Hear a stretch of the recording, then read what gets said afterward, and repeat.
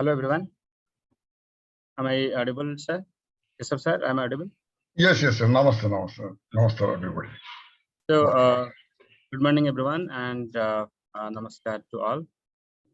So, first of all, greetings from NISER, that is National Institute of Science, Education and Research, Bhubaneswar, and Orissa Economics Association, the association that is founded in 1968, one of the oldest regional associations of the country. So we are doing it in a very hybrid mode, and we have some participants here in the School of Humanities and Social Sciences, NISER, Bhubaneswar, and there are participants online. In fact, we got a registration of 309 participants.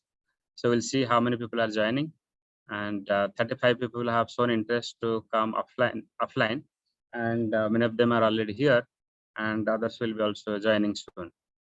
So with this, I welcome all the participants, and I also welcome Professor Keshav Das, who is the president of Orissa Economics Association. He will be giving the introductory welcome remark to all the participants. And the most importantly, I welcome the resource person of this session, Professor Mala Ramanathan. And Professor Mala Ramanathan works at Sri Chitra Tirunal Institute of Medical Sciences and Technology. She is a very senior professor, and she has obtained her PhD from IIPS Mumbai, and she also holds degree from Harvard School. And she has a number of publications. Particularly, she's an expert in the field of research ethics, because there are doctors in her institute. So she basically reminds the doctors what kind of ethical practices should be followed, in the medical sciences. And you will get to also interact with her and get to know like the depth as she gets into. And we are also planning to develop a research module on the research ethics, because now UGC has made it mandatory for all the researchers to go through the course, because we face a lot of ethical issues like plagiarism in different forms, and there are ethical issues in the data collection. And nowadays journal publishers have made it mandatory to get the approval from the ethics committee of the institute. So ethics has become so important in the research, whether it is in medical science or in social science or in scientific research also. So in that context, Professor Malanathan's talk in the morning session will be very important for all of us. And so I welcome Professor Ramanathan, who is already with us in the School of Humanities and Social Sciences. And in the afternoon, Professor Keshav Das, who is the president of Orissa Economics Association now, and he's also the senior professor of Gujarat Institute of Development Research. So he will be talking on the review of literature. And in fact, when we start our research, the review of literature is the important issue, because without doing a thorough review of literature, we can't get a good topic, and we can't start our research. So that is also crucial to start your research. So Professor Keshav Das will be speaking in the afternoon from 3 p.m. To 4:30 p.m. And in fact, I should also tell that most of the participants had joined the last workshop that we conducted on May 22nd, 2022, and we got a long interview. In fact, some participant has already written about the certificate, because in that workshop, we had thought that we'll be immediately conducting another workshop on research ethics, and for various reasons, this got delayed. Okay? And so since the research ethics model we could not offer immediately, and that's a certificate also you could not distribute. But I am assuring all of you that whoever had participated in the last workshop, everyone will get a certificate. Okay, so you don't have to worry about the certificate, because some participants are really worried about the certificate. Yes, certificate is equally important. I'm not saying that certificate is not important, but you focus on the training program today. First half on the research ethics, and the second half on the review of literature.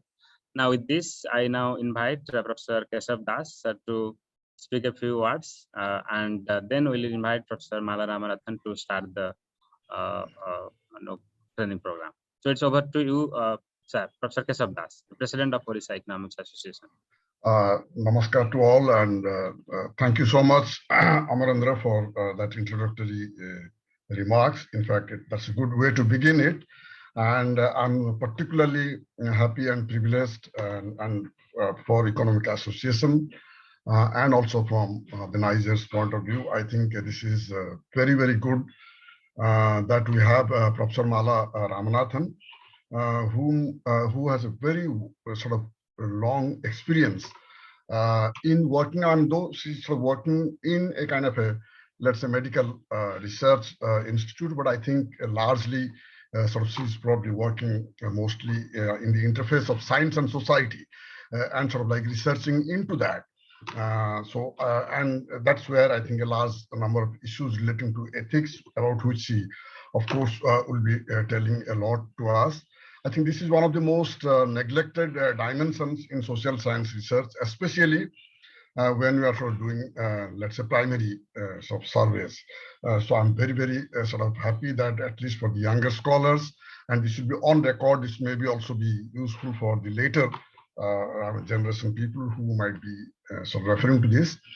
So I'm very happy that Professor Mala Ramanathan is with us.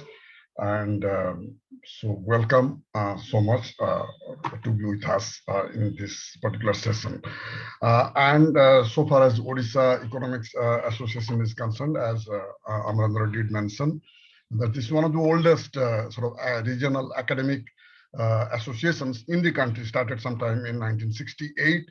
It sort of brings out a journal, Orissa Economic Journal, and also conducts conferences. And last sort of very recently, we have also paid a lot of attention to capacity building of younger researchers.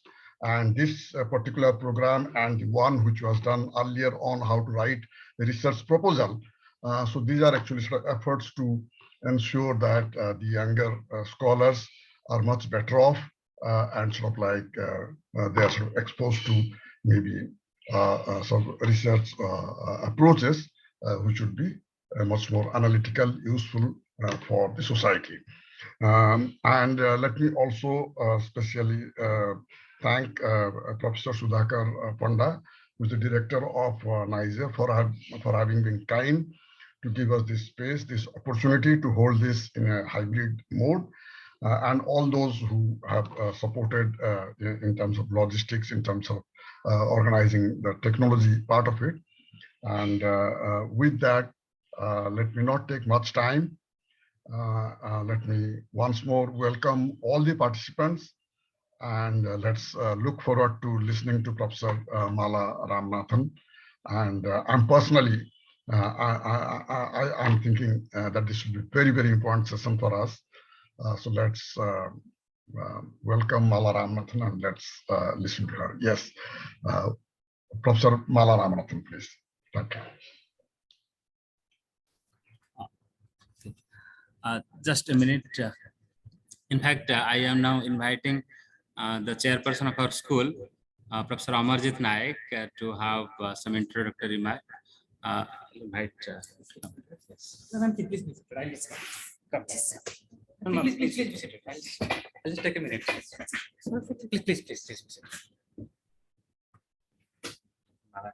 Yes.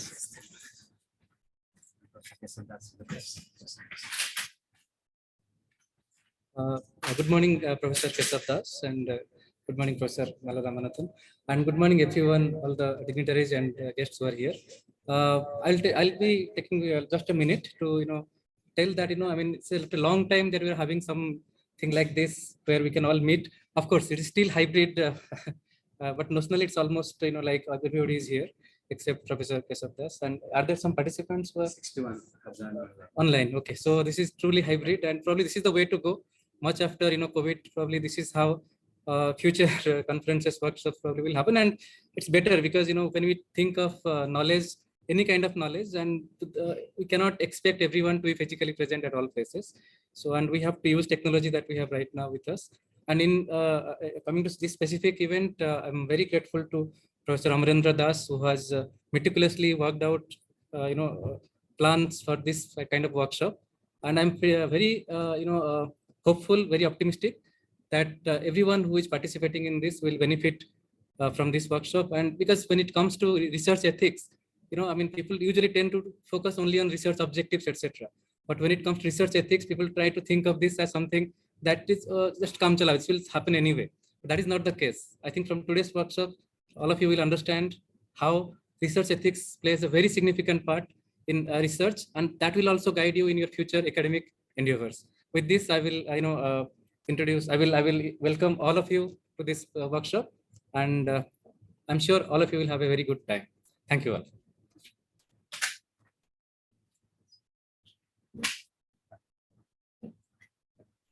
So thank you, Professor Amarjit Naik, the chairperson of our school, that is School of Humanities and Social Sciences. And now with this, now we should invite Professor Ramanathan to now have the floor. So now it's over to you, ma'am. Yeah. So participants, first of all, you can listen to ma'am, and whatever queries you have, you can address to her. Yeah. So it's, but yeah, just give me a while. What I did is, while making Malamam as the host, I have lost control on myself. So let me just again make me host, and then we'll start. Oh, is that happening?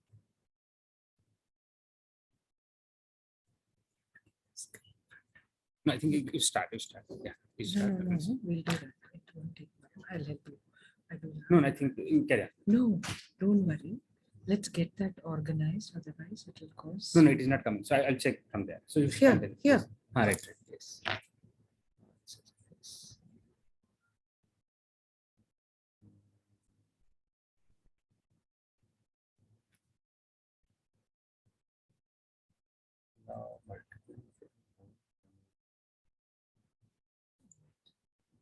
No, you have to go here. It is not you who have. No, it is I who have.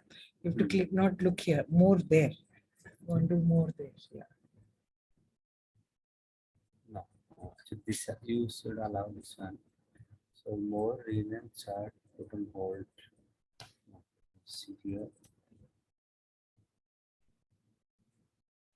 No, I think I'll manage. Yeah, you can. So shall I share screen? Yes, you can now share. Okay. Good morning. And I'm very glad that so many of you have made an effort to join on what is a holiday and actually a festival occasion. Janmashtami Abhinandan, as I understand that is the right way to do the greetings here. And it is going to be a very long day for you, those of you who have registered. Some of us faculty may be doing like 2.5 hours.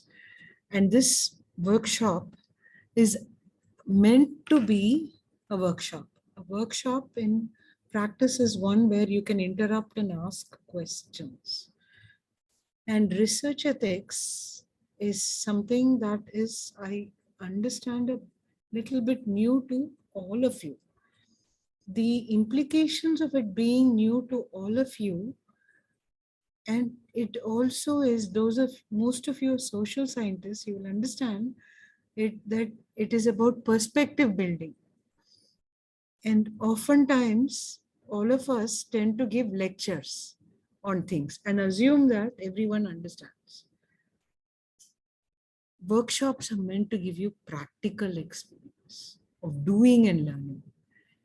And in that spirit, and by trial and error, because I've been part of a network of researchers who've been trying to train people across the country on how to incorporate ethics into their research, I have understood that this is not something that works with lectures. So the whole module is about talking to each other using scenarios. So I am going to start by sharing something which is likely to happen, when we undertake research. And then let's look at collectively, online and offline, Those of you here in the room can respond to the questions directly. And those of you who are online, I would urge you to write your responses to the questions. And indeed, we will wait for Dr. Das to read out those questions so that or responses to the questions that I'm asking, so that we can integrate all of that and build on our understanding, because no one person has the answers to everything. Collectively, we can muddle our way through what may be the right way to answer. And even after that, my right way doesn't have to be your right way. Some of us may feel that I will never tell a lie. And that is okay, no? I will never tell a lie, even if this instrument is going to fall on my head. But I may tell a lie if that instrument will stay there and it will not fall on all of your heads. No, because for me, if it falls on my head, it's okay. I will still not tell a lie. But if it will cause harm to 27 other people, that may be too bad for me to have on my conscience. So I will say telling a lie is a simpler thing than allowing injury to so many people. So my sense of what is right and wrong is not the same. No? When one context shifts from one to the other, I will tolerate self-harm. That instrument can fall on my head, that is okay. But I cannot be responsible for that instrument to fall on 27 people's heads. That is something which I cannot live with in my moral conscience. Okay. So for you, some of us may be like the boy you remember on the burning deck. I will never tell a lie. Never mind if the boat takes me down. No, each of us has a different sense of what we can live with. Therefore, no two of us may come up with the same answer to the same question. The other one is collectively when we engage with research, what is it that comes to the forefront? That is good for us, good for our disciplinary orientation, and good for collaborative interdisciplinary initiatives, and most importantly, causes absolutely no harm to the people who provide us with that information. No? Bottom line, our research cannot be done if we don't get those answers. If our whole research process is going to harm, then what worth is that research? No, so these are things we have to muddle through. And your guess is as good as mine. So that is why I'm going to start with a case study which seemed feasible, the kind of innocent, crazy stuff that we start life with great enthusiasm. Okay, so I'm going to read out something and let us hope that we can muddle our way through some answers. Yeah, so this is something which can happen anywhere. Okay, there has been reports in the press which can easily happen in any state. No, various forms of leakages through public distribution system. This is not unsurprising. There have been allegations of ration shop franchisees selling off allotments of rice and kerosene in black market. Anywhere it can happen. Doesn't have to be only Odisha, Kerala, Tamil Nadu, anywhere. Urban poor, who are the selected beneficiaries of various subsidiaries provided, are left bereft and dependent on open market-based purchases for their basic needs. So, elected representative from an urban area requires a local college department of economics to give him a report of the PDS distribution in his constituency. The economics department, in consultation with various departments of the college, examined the records of selected ration shops in the constituency to identify discrepancies in stock, both incoming and outgoing. In addition, a review of stock uptake by the community was also done to examine unnatural patterns, if any.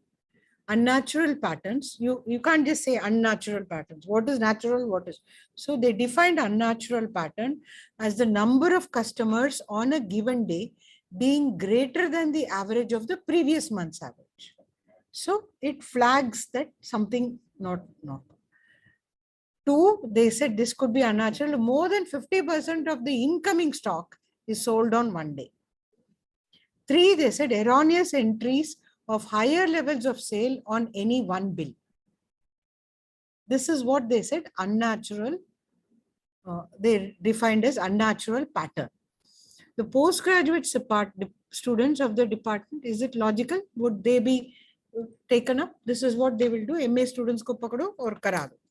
So postgraduate students of the department undertook the review of stock registers of a selected number, not all the ration shops, selected number of ration shops in the constituency. So how they selected, they haven't mentioned. In 40% of the selected ration shops, on at least 7 or more working days, the number of customers was greater than the previous month's average number of customers per day. Okay. In 20% of the ration shops, more than 50% of the incoming stock was sold on one day. Third, in about 10% of the ration shops, there were erroneous entries of higher levels of sale on one bill than the maximum allowed for any family. It can be natural, no? Someone instead of writing 10 kilos, that 10 looks like 7. So somebody interprets it as 70. So that kind of, some allowance is made for that kind. What is that allowance?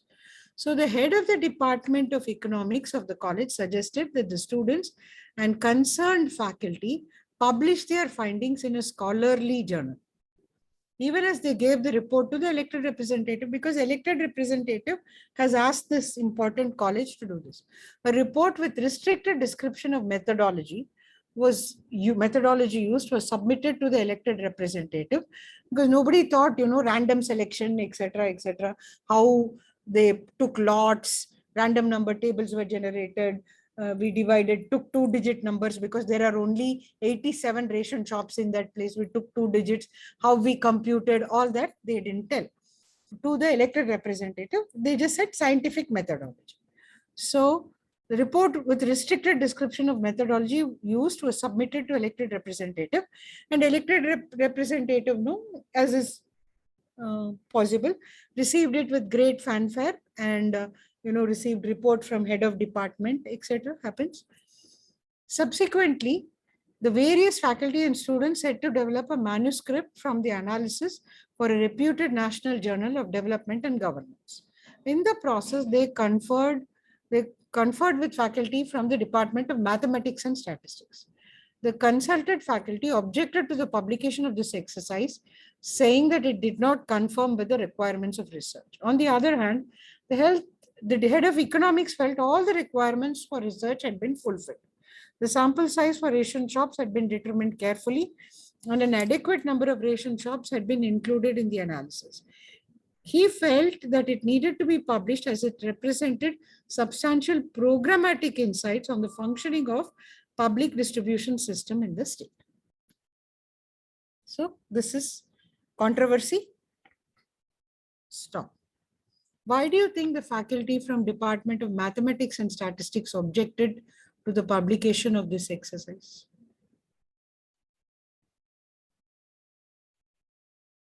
Think.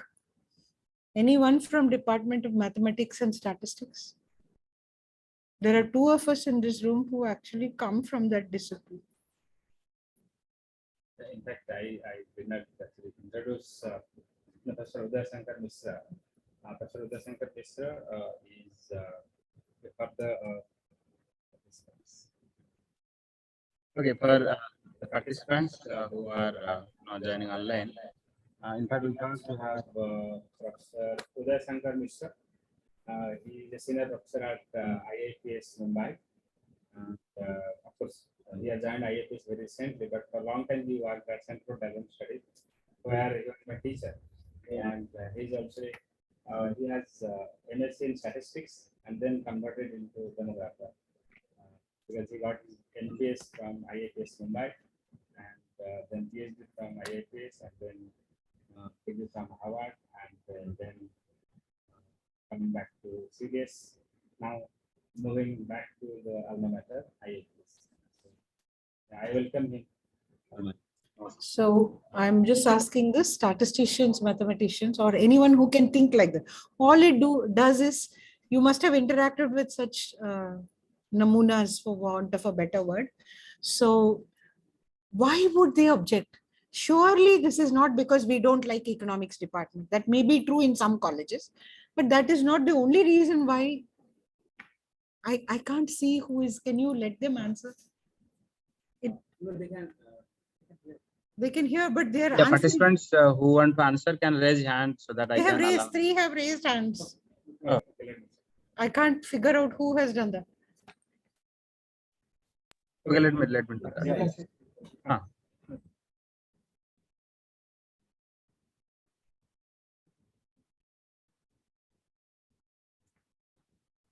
In the meanwhile, those of you here.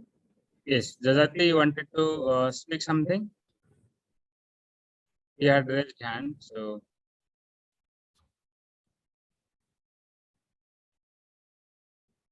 No. Ask. In the meanwhile, you can also answer. We will read out their answers. Jajati, you had raised hand. Do you want to speak? I think by mistake he had raised.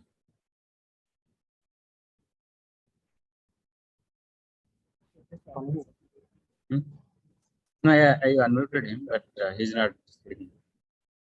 So. Anyone here? Why do you think there? It can't be just whim, no? I don't like your face kind of thing. You can't publish. And let's assume that the reason is not because I want to be an author. You have to include me, then you can publish. That is also not.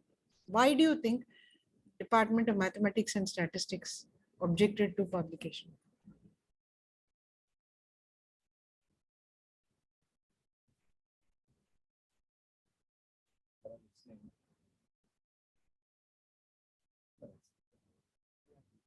Yeah, why? What do you think? Why do you think they are saying that?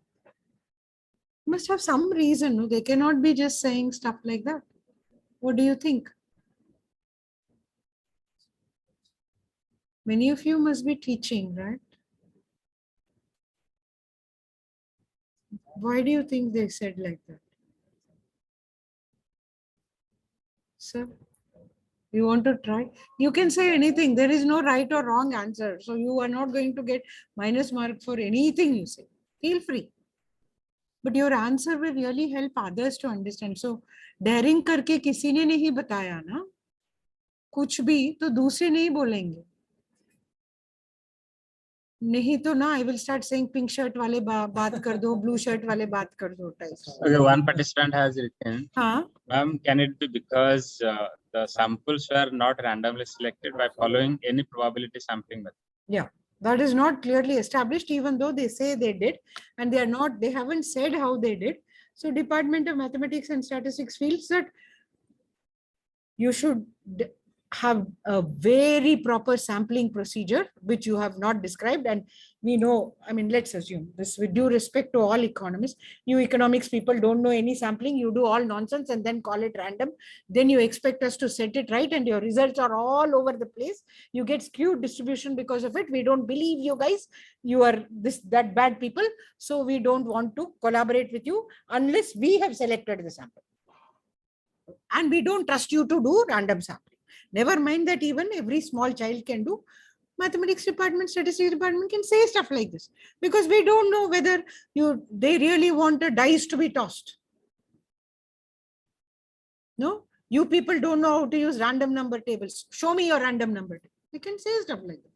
Valid point. We don't know how you did it. What else? That's a good thing. Thank you. What else?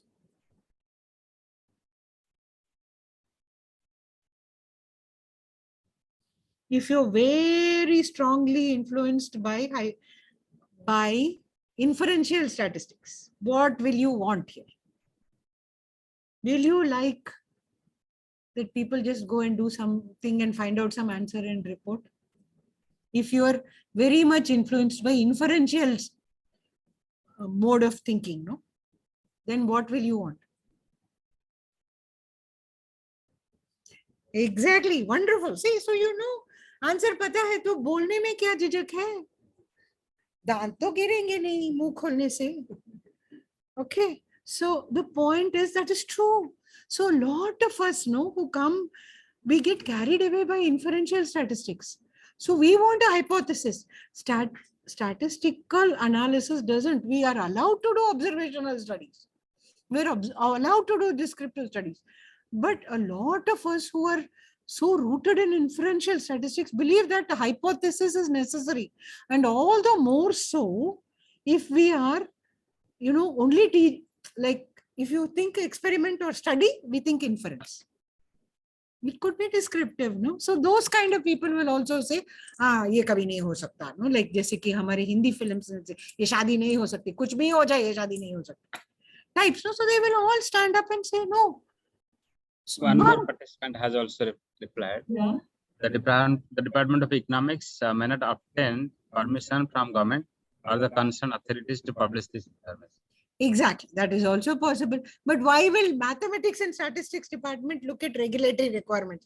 Usually they are the last people to do that. You understand? Because they never think regulation. They think numbers के बाद कोई चीज नहीं है. I also think like that. So numbers is God. उसके बाद ही ना government. So a lot of people think like that, but that is a valid point. They may not have, but you have to understand, without any permission, you could have never looked at registers also. The ration shop franchisees are not stupid. So if students have gone and looked at registers, they will say, what authority? Elected representative would have facilitated that process. So it is possible. We don't know. They haven't written in the story. It is possible that the data could not have been collected without appropriate permission. But that is a very valid point. You cannot go around collecting data without all the concerned authorities signing off on your exercise. Okay. So that is another reason. So if somebody has to do research, you can't just go and say, okay.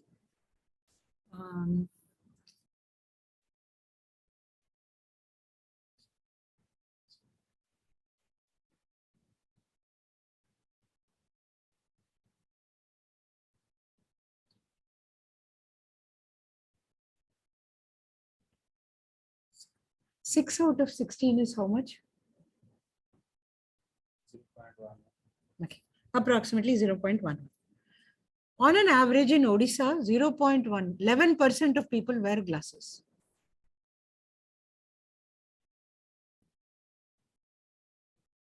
How did I do that?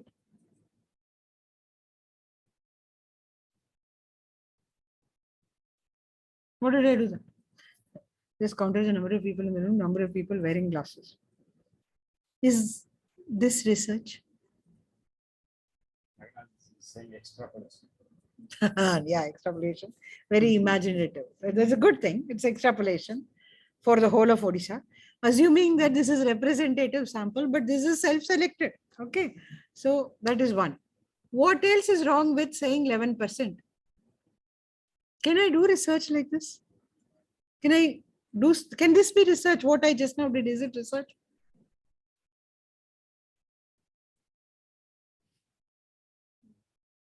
Why? Yeah, that is okay. She says it is no. Now let's think about why it is not research.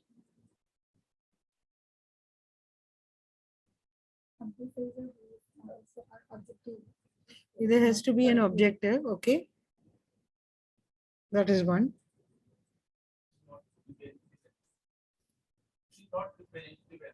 Yeah, it may not be. When is it representative? Yeah, maybe all people should belong to Odisha. Second, what is the meaning of wearing glasses? Because everyone is academician and they read too much.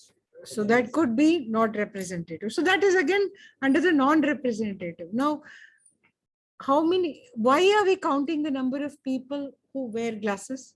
Impaired vision? Correct, no?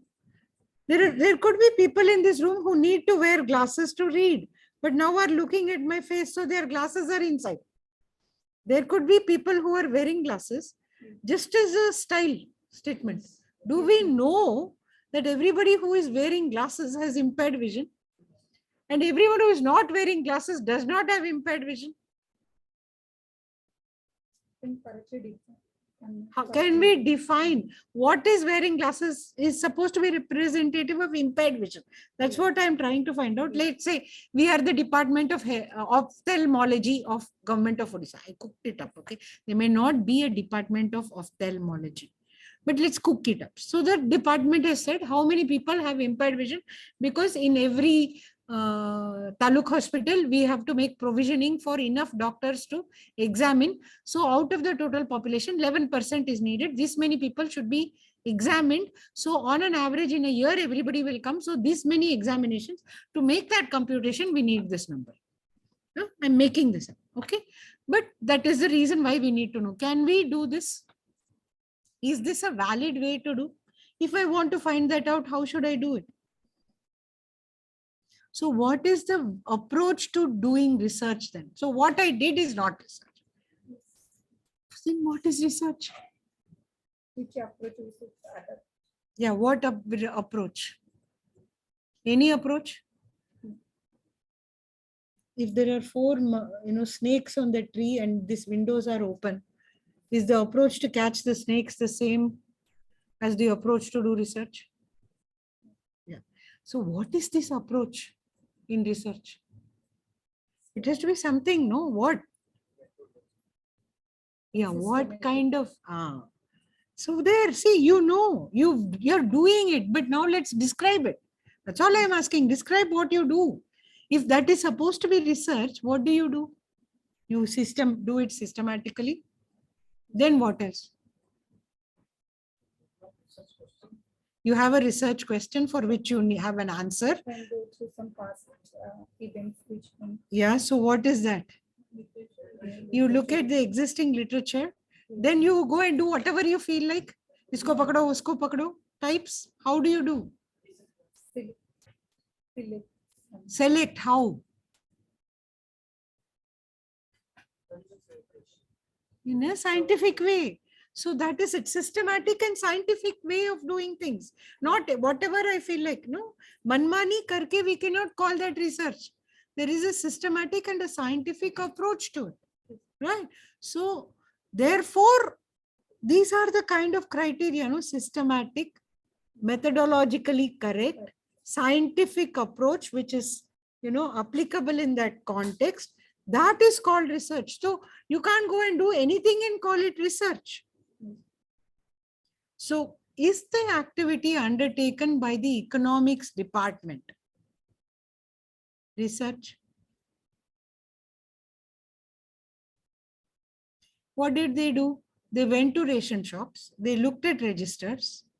They consulted people. They had a sample size. They selected registers. They looked at it. And they did many other things and found out this much. This things has happened. Correct, no?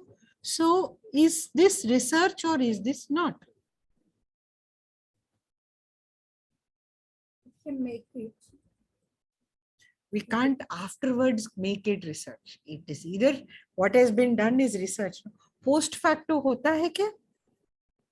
हो सकता है, झूठ मूठ का we do, but research is, remember in the tradition, we should have a set methodology which we adhere to, right?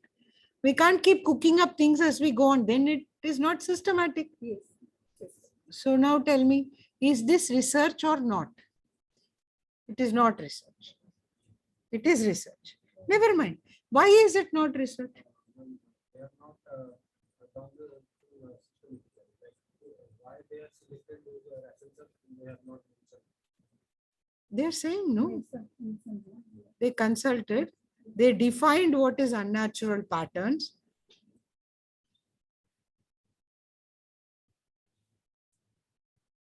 Allegations, the PDS, the economics department consultation, stock uptake. They have done this, see, undertook review of stock register, a selected number of ration shops in the constituency.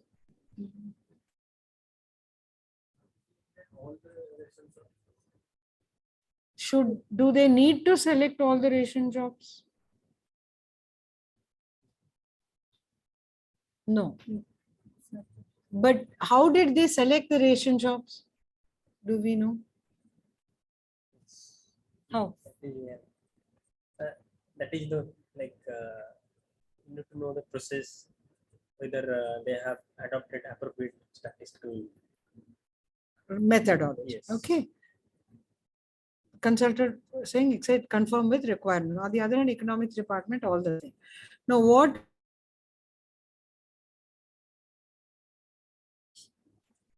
appropriately? Correct? That is one part. What else?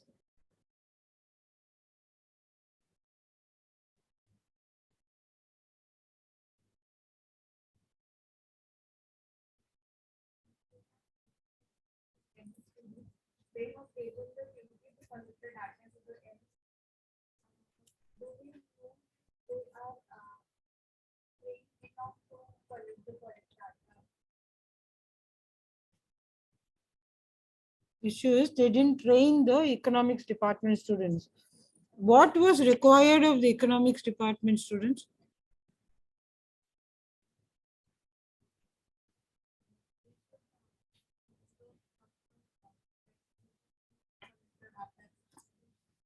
Look at every day registers of shop.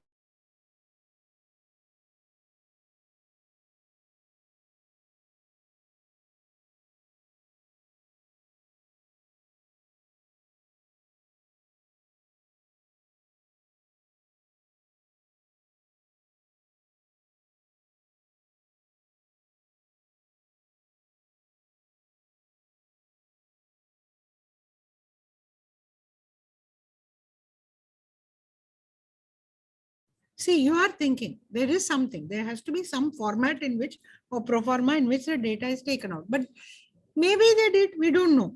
They haven't told us everything. Why is it not research? One is we don't know the sampling study. What about you, sir? You were trying to say something. See, you can even say this is research. That is also okay. I'm not going to say no. You have to explain to me why you think it is research. That's all.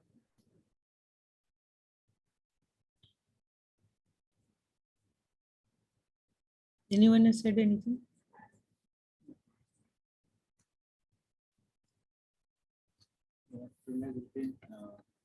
Selecting sample, sampling designing and sampling then must be solved. Everyone, आप लोग ना, everyone is stuck on sampling. We don't know what they've done for sampling. They've some selected ration shops they've gone to. We don't know if it is the ration shop in their backyard, so they went conveniently. Or they went to ration shop only in slums. Or they went to ration shop in posh areas. That all we don't know. They have just said selected ration shops. If you want that, in television news, it comes Sansani, tada, tada, tada, then you might go to all the places which is known to be hopeless. You could have done that because see, you want to, it is elected representative. Elected representative might have said, go to Palana ration shop. So that is where they went. हो सकता है ये हुआ? We don't know. Okay. It could be that mathematics and statistics department went to elected representative saying give 5 lakhs for buying projector and other equipment, etc. for our conference room. He didn't give, so they don't want to do this research. I don't know. I'm cooking up stories, okay?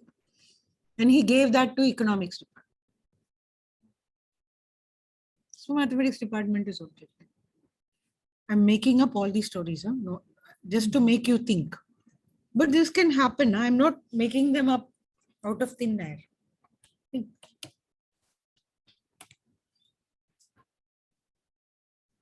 Why does the economics department professor feel it is enough?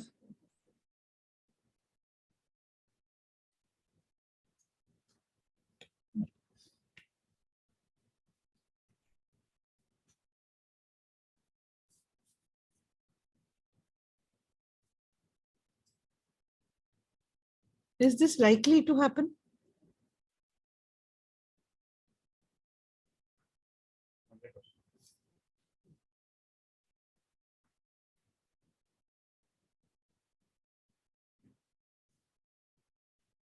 Some are still not eating biscuit. Those people can talk, no?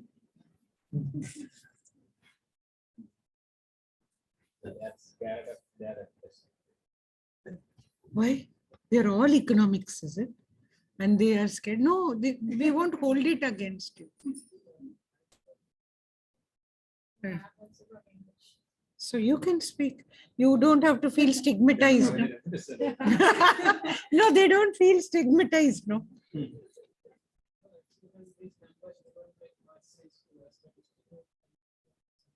No, see, they have decided that in 7 or more working days, no, last month on an average, everybody on an average 10 liters of kerosene was taken.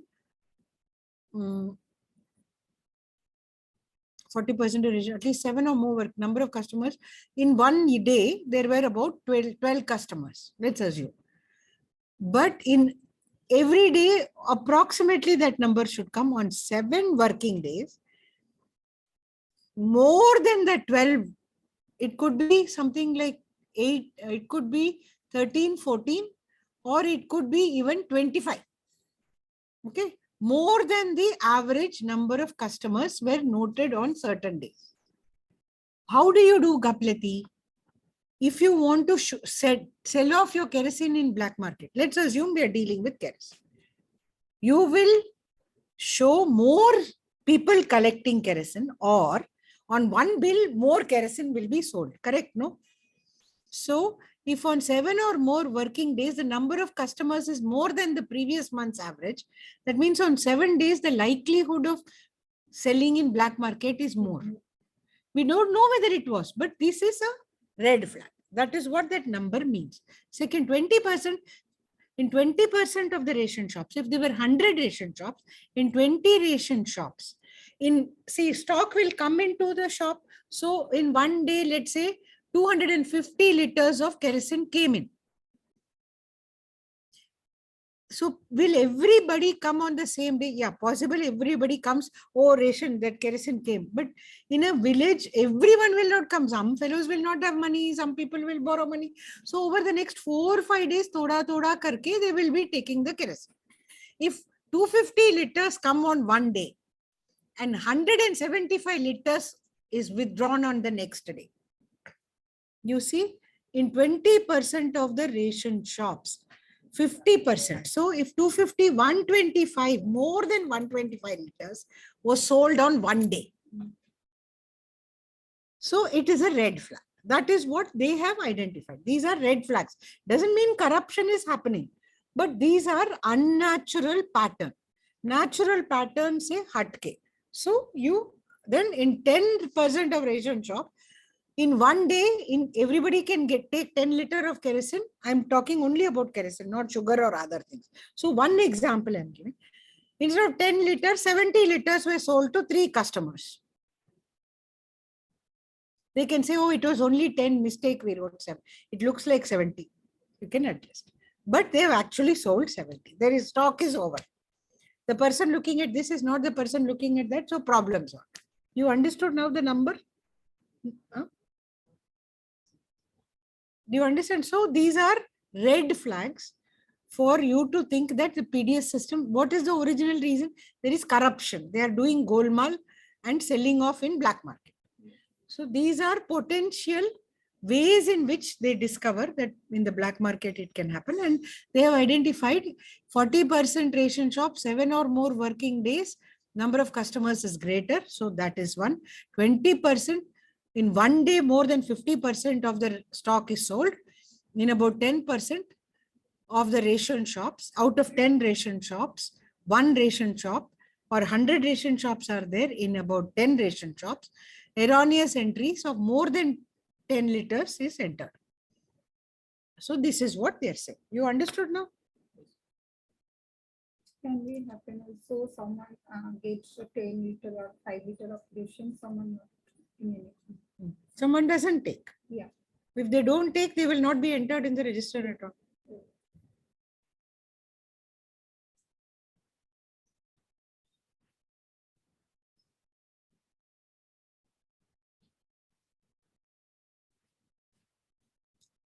You said this is not research. I just want you to think. One is, everyone has agreed they don't know the sampling strategy. There's no sampling frame. If there is one, we don't know.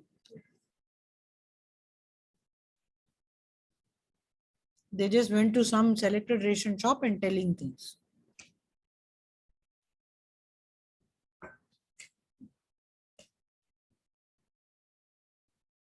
Any other reason? One possibility is we didn't train the people to do data collection. If there was a pro forma in which they collected the data, we can consider. But if they wrote it all, if they had points, everybody entered in notebook in a systematic way, that is acceptable, no? Participant has written the statistical significance of the results were not tested. That may have led to the mathematics professor to reject the credibility of the Okay. no mathematics professor. Okay. That's all. Could be. That is our inferential professor. So when you stick to, when you're talking about research should be systematic and scientific method should be adopted. We must look at the steps of research. I think some steps are missing in this process. So we cannot call it a research. Initially, we have to define the research problem. There is corruption in PDS. We Yes. need to see if there is corruption and if there is, to what extent. So then the next step is to, you have to define our hypothesis. Yeah. So you This is define that descriptive. there is corruption. And then we will go for literature review. Yeah, let's assume it is well known. We know that there is corruption. There may be some studies published on PDS system. Mostly they are macro. Very little less work on this kind of thing actually gets done by economics departments, which I think they should be doing. They don't. You will be looking at whether PDS system is efficient, whether PDS system is sustainable, that they will do. Whether it is targeted population versus universalism versus targeted PDS systems, you will find papers. This is micro, boss. What is this? This is social science research, which economics department could very well do.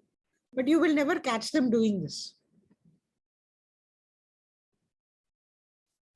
Department ने किया अच्छी बात है वैसे थोड़ा सा ना उस इलाके की भलाई हो सोच के कुछ किया है और ये तेरे आप लोग ना बैठ के वो खराब है नहीं करना चाहिए बोल on an average no economics department gets asked this question they'll go to sociology department अच्छी बात है कि they came to economics department they at least did some sampling whether it was random or not we don't know let's hope that it was random. They did something. They didn't say, "Ja, we are all great economists. We won't do your empirical work. We work on NSSO data." Go. Sorry. In quantitative research, we mostly focus on these numbers, but what if these numbers stay alive? Say, for example, we are talking about this decimal like sorts, but the basis of the data is that registered book, but the registered can be also fake because those are in the hands of the dealer and they do that. If you go to the rural ration shop, you may find that those data are sometimes can be fake because they have the certain kind of knowledge that this person has not come to the shop for this week, so that person may not claim his ration for the afterward. So he might take his data into the registry. So see, this is an alternative research paradigm. He's saying, don't go numbers way. No, I am saying that what if the numbers stay alive? So we need to find out how many of the ration shops registers are cooked up, or if they are cooking up, and if so, how. We don't know. We are assuming that registers are true. Okay. But registers itself could be fraud. That is another issue which has come up. So we don't do research on registers, but we do research on ration shops on how they cook up research on cooking up of registers. How this is done. That is an alternative paradigm, not the numbers, but the means of what is the word? Defrauding the system in PDS. That's another research question which we didn't have, but is now emerged, which is a good thing. So before doing this, we should have gone to anthropology, sociology department and involved them to see what are all the ways in which fraud can be done. Here we have assumed, you see, that registers are sound. Here is an issue. Is this possible? Yeah. So registers itself, that is one way of doing fraud which we never thought of. So our basis for selection itself is wrong. We have to do something else. That's another question. Okay. Is the only thing they said is programmatic insights on how things are wrong. So they said contribution of substantial programmatic insight, a valid justification for calling this research. How the program functions. This is programmatic. There is programmatic insights that have emerged. Can we get programmatic insights, sir? Your name? Maheshwar Kumar. Okay. I'll keep asking your name one by one. Maheshwar Kumar's point is also valid. To find out substantial programmatic insights, whether registers are cooked up is also one way of finding out. How to find that out?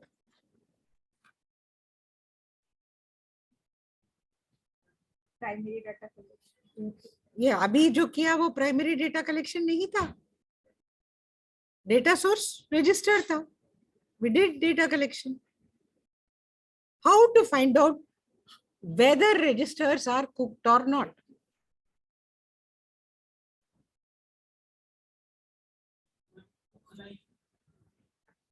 No, go ahead.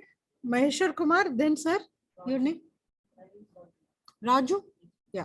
So first Maheshwar Kumar, then Raju. How to find out? Certain kind of research we aim to do ethnographic research because sometimes we feel like if we become a part of the particular culture, then and only then we can know the truth. The kind of golmaal going on, everybody will be gossiping about. But if you come from outside, people may not. That's one way. What about you, Raju? Yeah, how do we do that in ration shop? Will they allow us to hide when, can we actually do this? You're cooking up your registers and we will stand there. Let me observe how this cooking up is happening. वो करने देंगे क्या?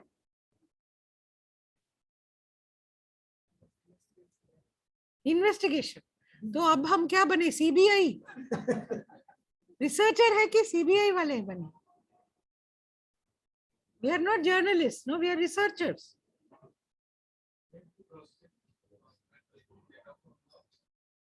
We go to the people, we can hide there, we can live in communities and find out, they will tell us all kinds of stories. That's another kind of research. That is not the research the economics department wants to do. It has done quantitative findings. You understand? So the question I asked is, the economics department HOD has said substantive programmatic insights are there, so we have to publish. Is that a valid point?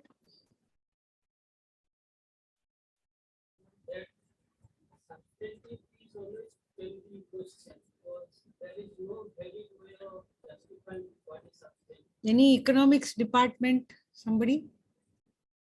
उनको जवाब दीजिए.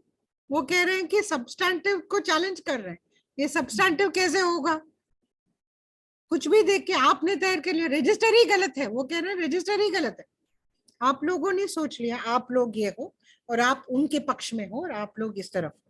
तो मैं और pink shirt वाले line पकड़ के खड़े हैं। सर आपका नाम क्या है?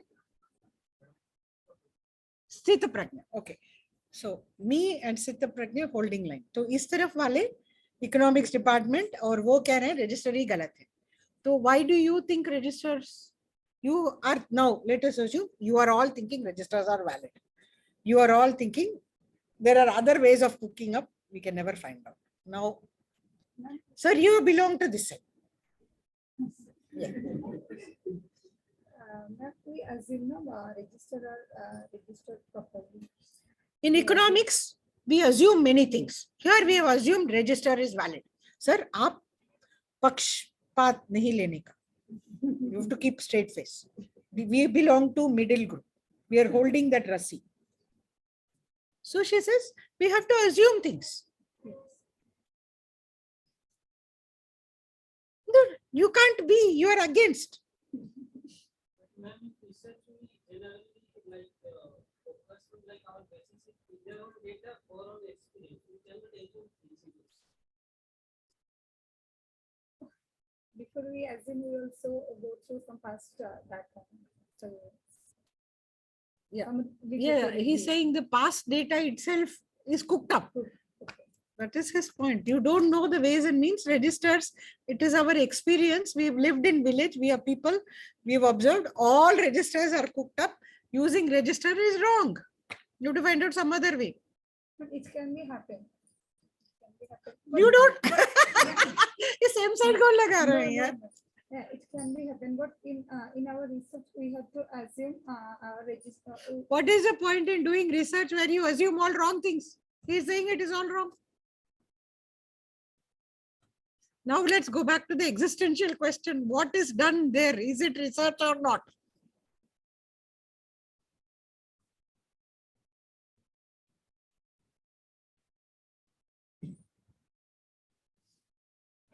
She has started sweating now. It's like, what is this? Okay. It is not very easy to determine, no? So now comes. Let's see, this whole story continues. No, there is some emerging. In the course of discussion about potential leakages, many of the young students pointed out that there was unauthorized purchase of subsidized rice and kerosene from ration shop.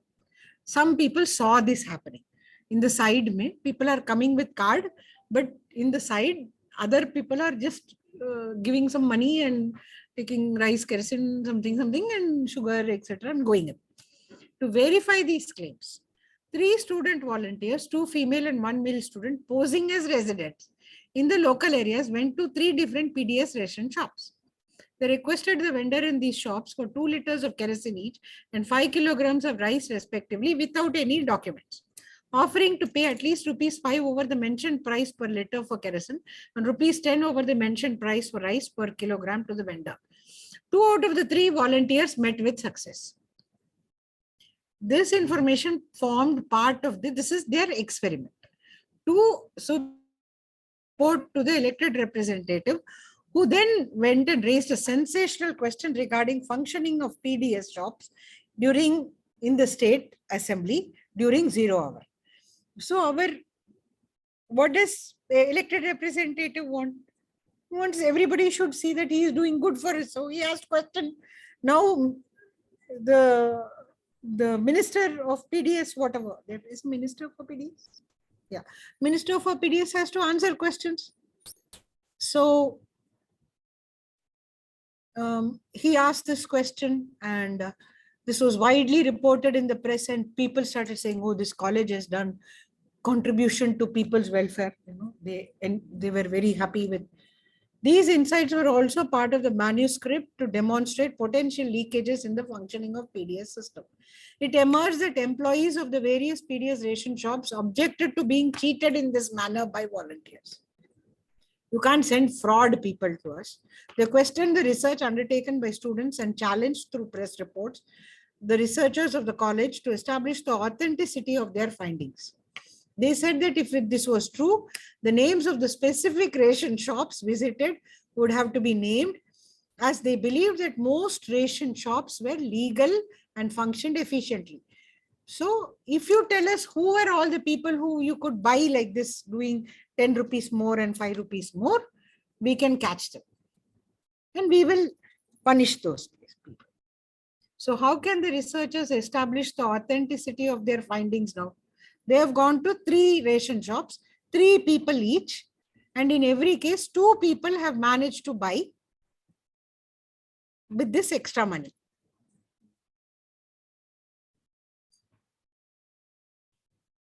How can they establish authenticity?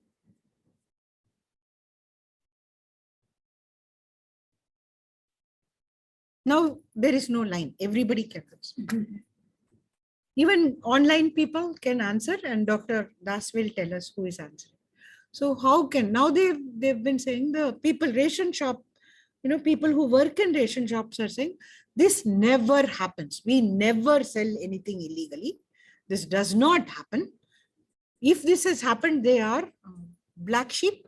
And you have to identify them and we have to penalize them. You tell us who they are.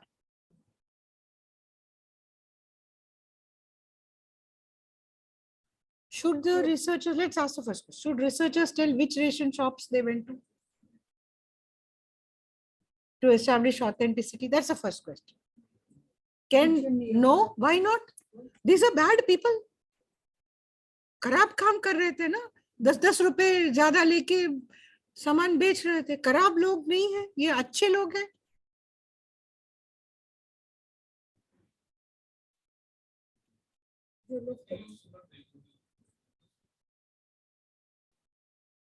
With what is the ethics? The community people are being cheated out of PDS ration, and here you are speaking that ethically we should not reveal. Why? If we tell,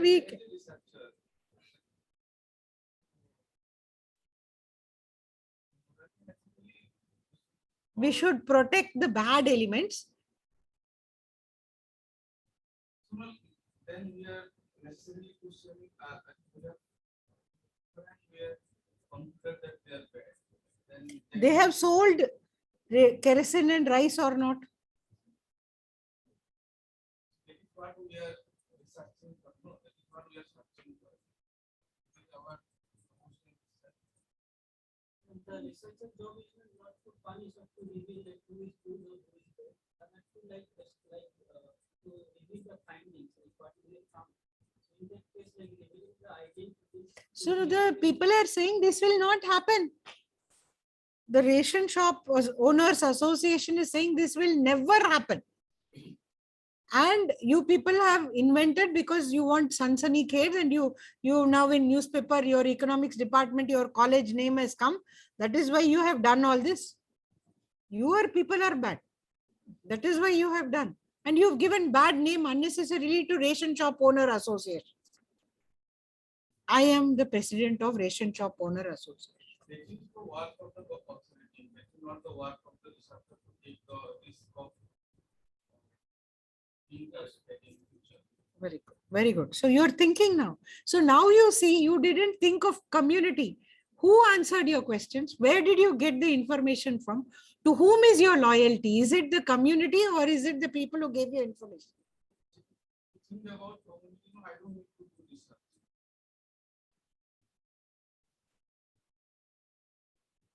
Do you agree? No, research means we have to solve society. No? So then we should reveal the names of those ration shops. I am a pro-labor, pro-farmer, and pro-marginalized woman because I don't need to do research. I need to protest. Can you be pro-labor, pro-marginalized and still do research? From while collecting this kind of data, we always ask for consent. So if they approve to give us consent, that we can reveal their name or identity, then and only then we can reveal. Will you get the information if you say we will reveal your identity? And that is the kind of, you can say, this is not some kind of data that we can reveal. How can we reveal somebody else's data without informing them, without consent? If I take consent and I say, If I find you doing any bad activities, I will report you to the authorities. We can always report, but not reveal their identities to public.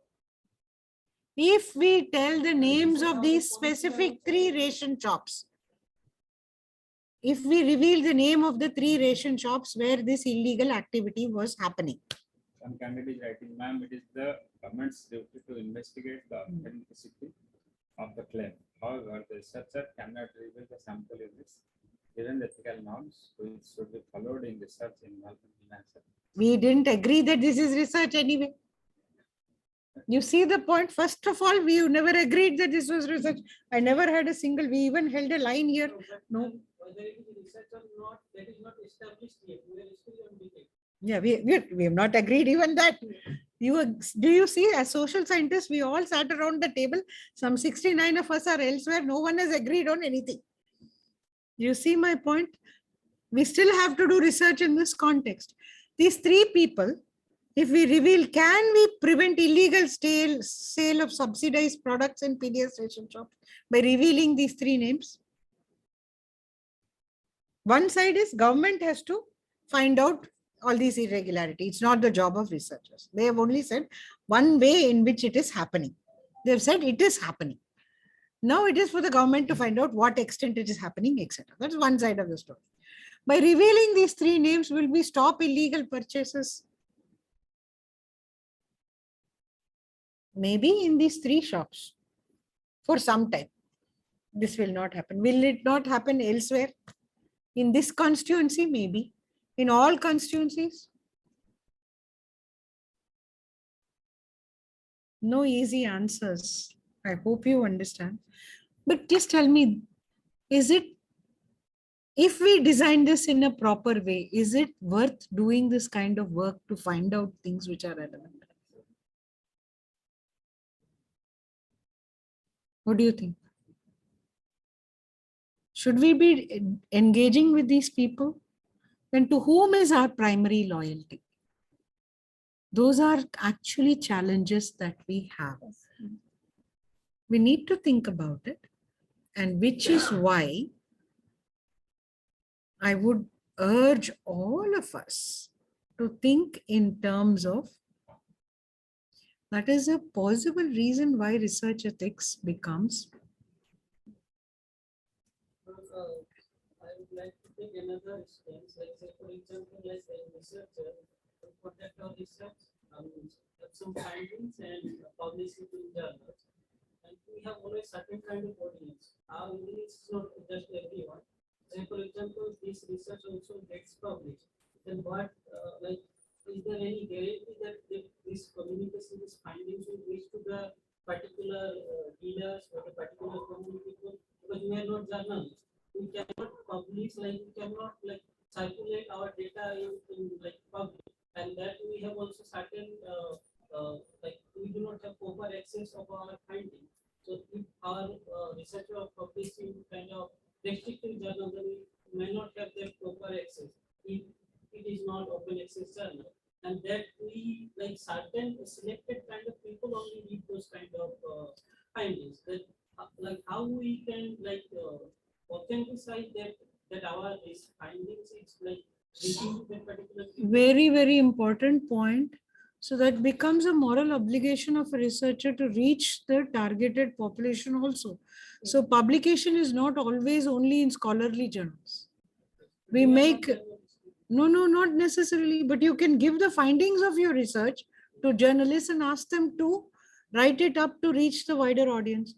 We need to learn to write in different languages, not necessarily only in English, and translate it to other groups. For instance, one of the colleagues I worked with had done extensive work in the community on pesticide residue in breast milk. And this was in the plantation regions. Consequences, we had to go to the communities and write this up in simple language on why is there pesticide residue even among non-workers in plantations, because pesticides had entered the living environment. There is no way that it can be prevented unless Plantations are stopped, and plantations were a livelihood issue. Do you understand how something which is health has an economic bearing and a social bearing? So we had to write, you can't say, phosphates are found. Nobody will understand. What are the implications for your child? How can you protect? What is the substitute for breast milk then? And is that substitute safer? Then comes the nutritional value. Is a phosphate residue with breast milk better than bottle feed? You see how it goes in stages? So something which we start in a small way has repercussions everywhere. Just like this kind of manuscripts of the dealers can be the source of our data finding. In the same way, our findings can be the source material for the journalists, and this Can kind be. of revealing the identity may have different forms. Say, for example, instead of taking the name of that particular shop, we can always indirectly take the name of that restaurant shops in that particular area, or a particular region. Yeah. Instead of taking the the name of that Yeah, particular exactly. That is one way. So what I am trying to talk about is all of these issues which you're raising. What should you do if, because as of now, none of these things form a part of your thinking process at all. And if we see overall, then everything comes under ethics. Like it can mutually help everyone. Like if it's depend on honesty. Like Yeah. But is it enough to be honest?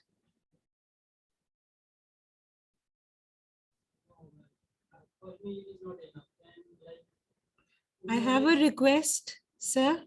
The slides will be shared with you. Please don't take pictures for the simple reason that's also honesty.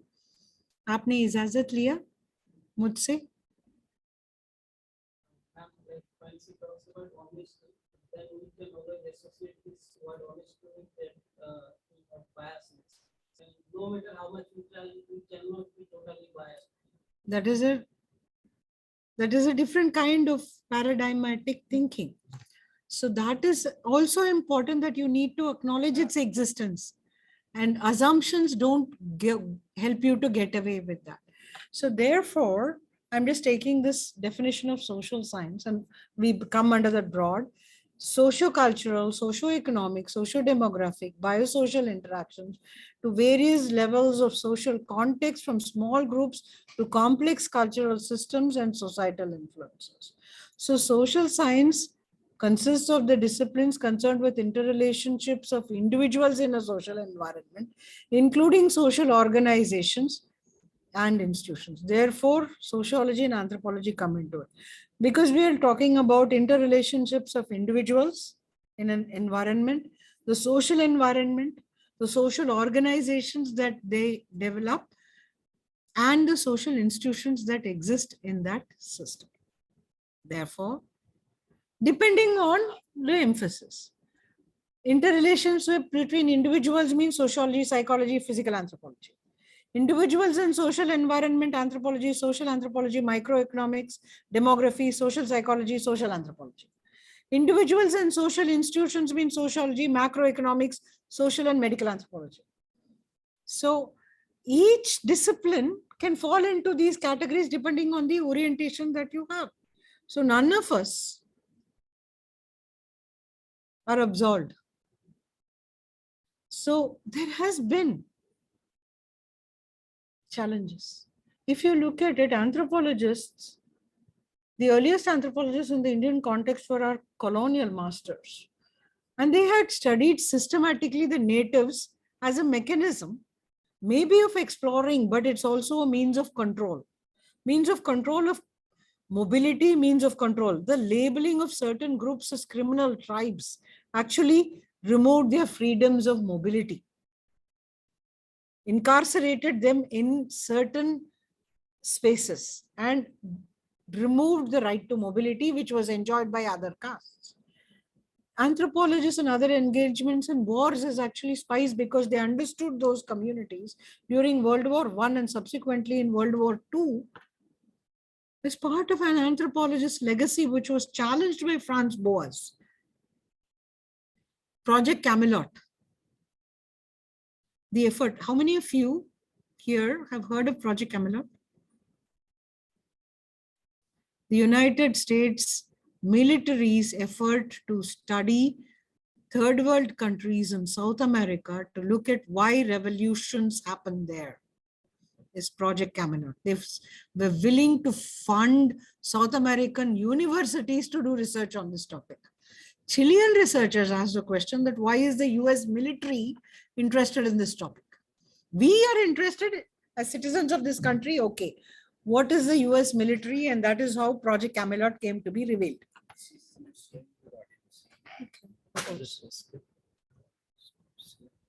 Okay, escape. Stop, sir. You make it enable editing. Enable editing. Okay. Now Full screen. This mouse goes very well. Is it visible? yes. Yeah. Okay. So I talked about this and Project Camelot came to light. Now think of that engagement of militaries in local regions also interested in why certain states behave in a certain way and why certain states behave in another way.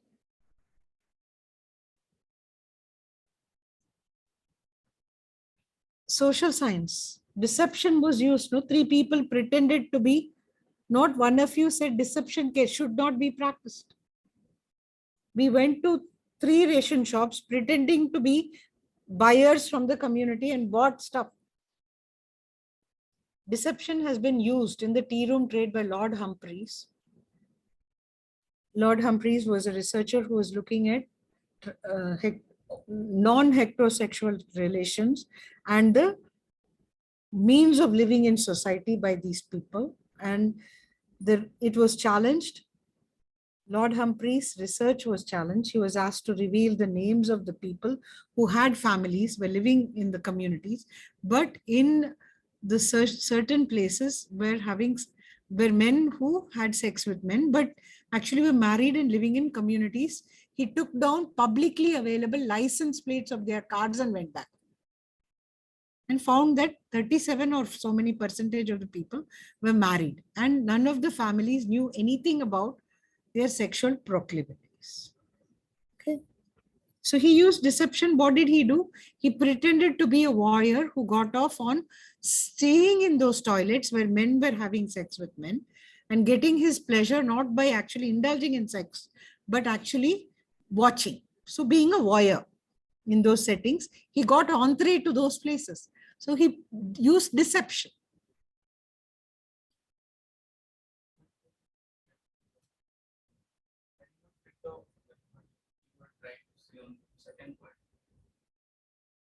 Anthropologists in the World War I and II, some of them the same ones from World War. See, a lot of us anthropologists go into communities and learn a lot of things about locational and cultural and behavioral aspects of those societies. Now, during Vietnam War, for instance, recent, beyond the enemy lines, where is what? Who tells you? The anthropologists who worked in those communities know everything about that society.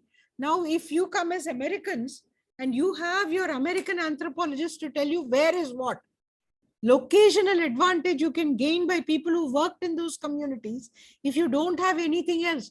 So where in Colombia do people collect more? Where do we send the drones to drop bombs? At which times?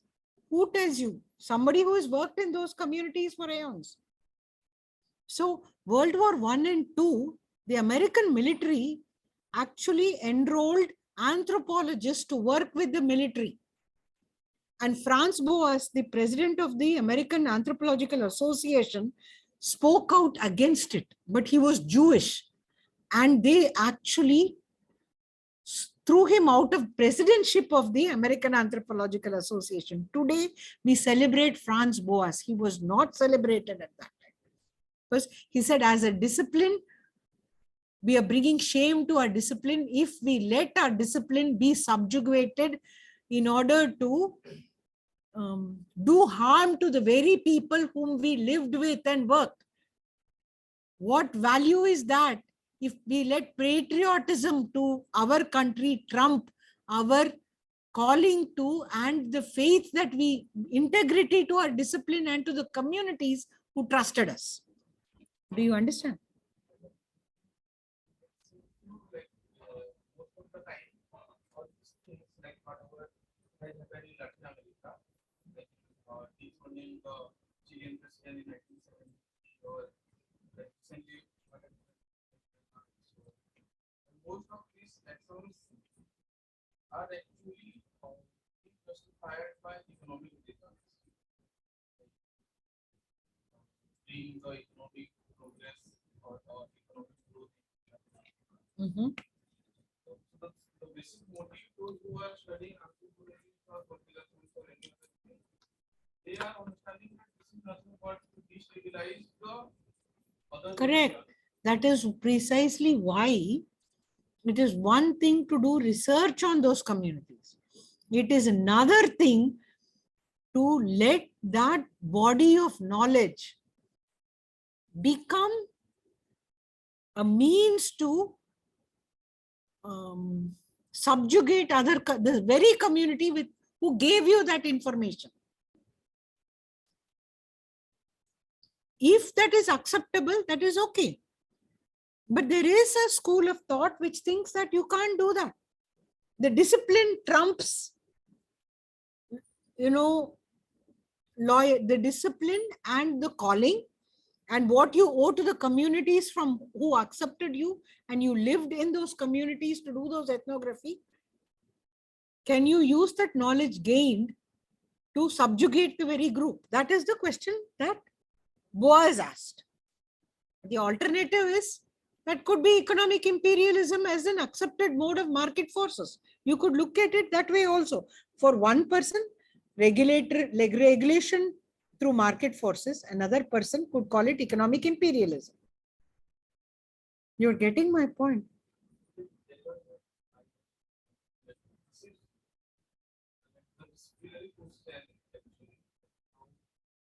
Within economics also, there are certain sectors those who are questioning this liberal belief of.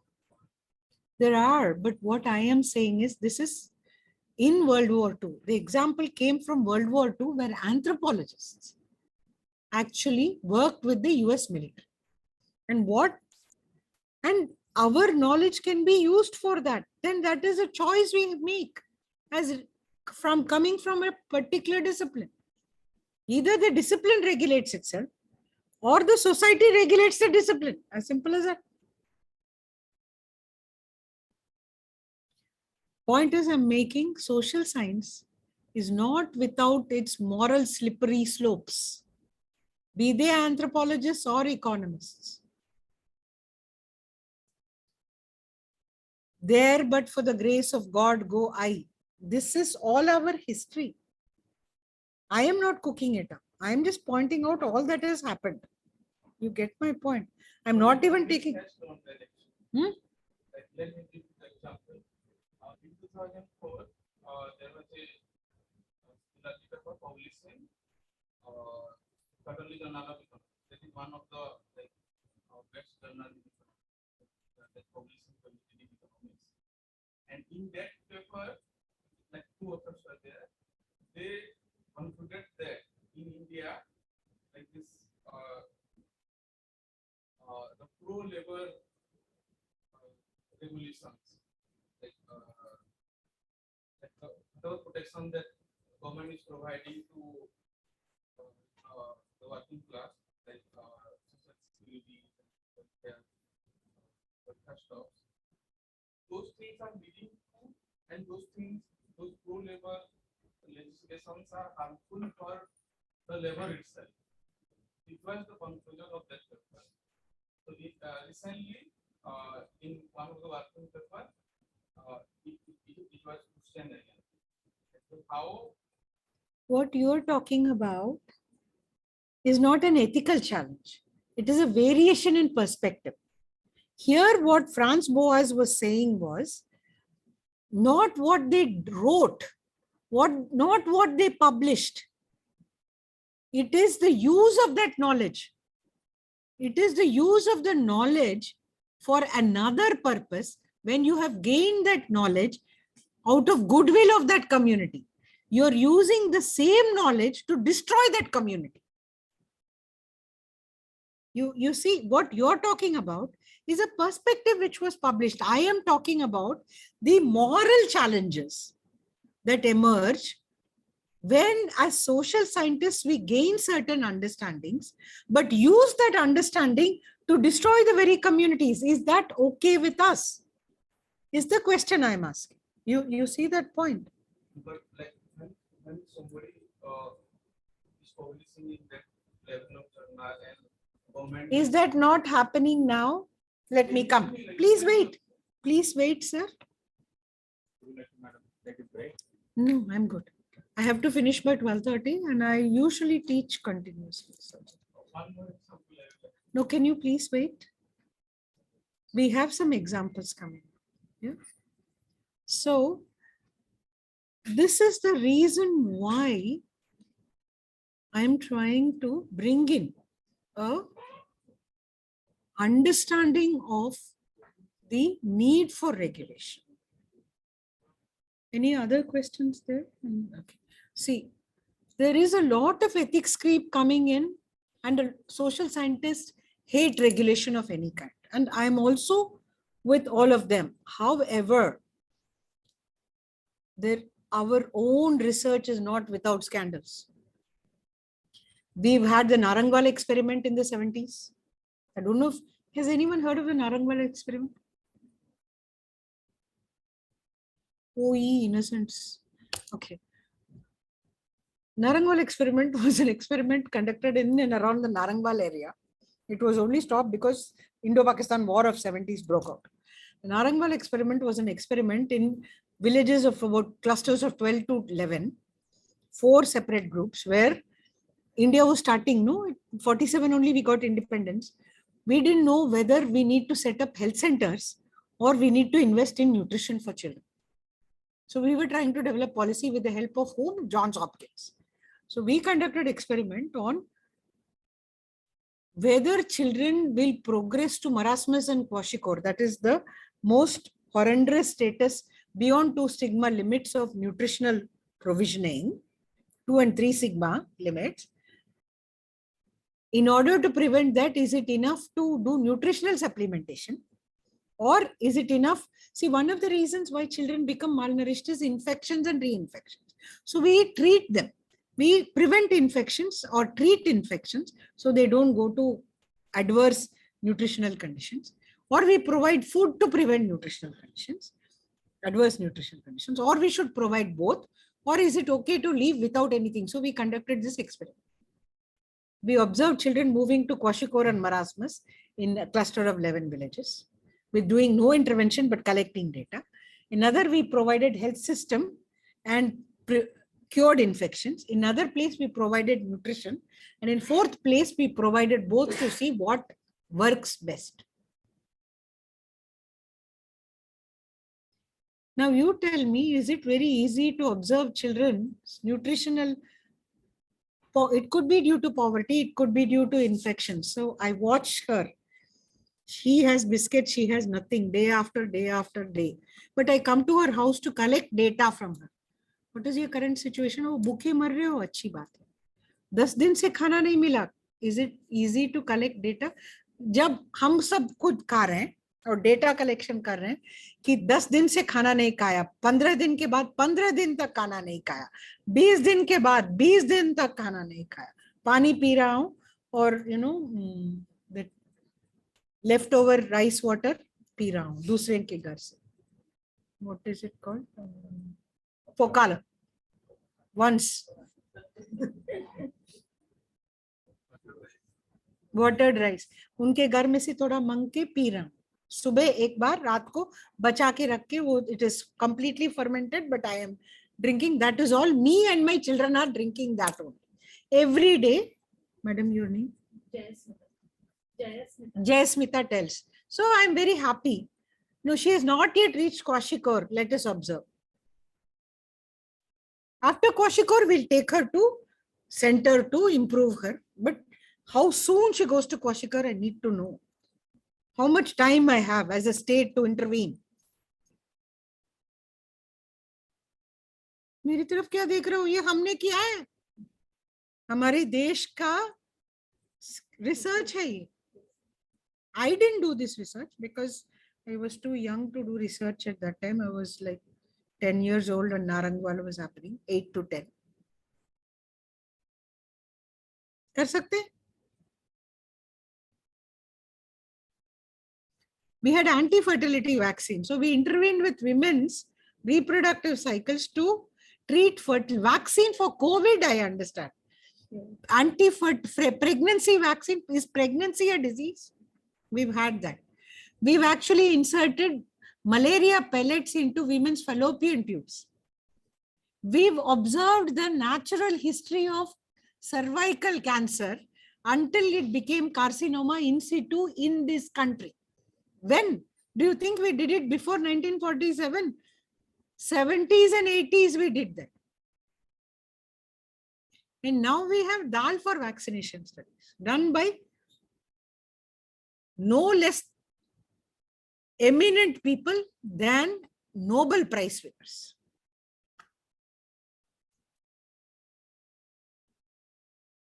Want to say? How do we manage what information can be collected and what information cannot be collected with deception? In social science, he's talking about it, no? If we don't, he's talking about perspective. Perspective means, am I welfare oriented or am I market oriented? How does that shape my choice? I'm not challenging that. That is your economic choice. But when you use your very understanding that emerges to go back to those communities to work to their disadvantage, then I'm questioning the morality of that kind of work. And what morality allows that is what I am asking. You see my point, sir? That's why I stopped you from giving further examples. It is not about perspective, whether an economic position that emerges out of market efficiency cannot be challenged by welfare orientation. That is not the question I'm asking.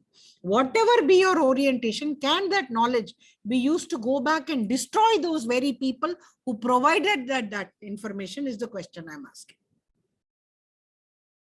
You see my point? So when the colonial masters collected information about certain behaviors, saying that there was infanticide in that community, if you use that information to prevent infanticide in that community, it is okay. But if you use it to stigmatize them and treat them as lesser human beings than those who don't use female infanticide, then I have a problem. You see the issue?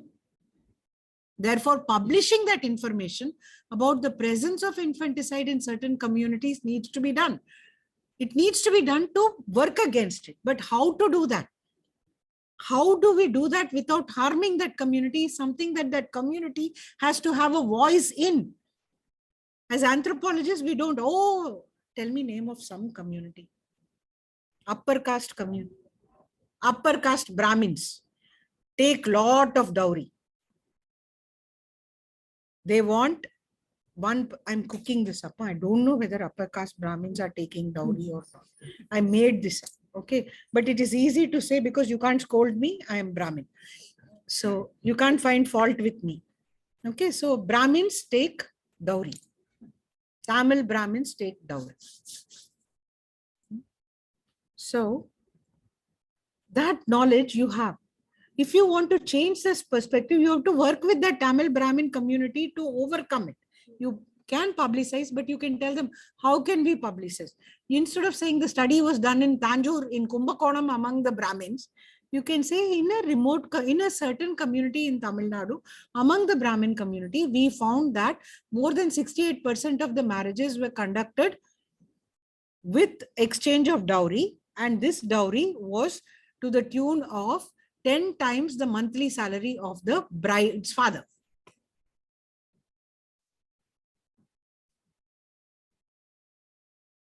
You see, there is a way of saying it.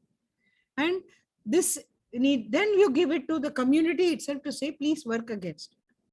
Or you work with them to develop messages that can work for them, or work with them on how to give this information in public domain, which will not cause harm. If you had publicized Kumbakonam, tomorrow what happens? No Brahmin from Kumbakonam will ever get a bride from anywhere.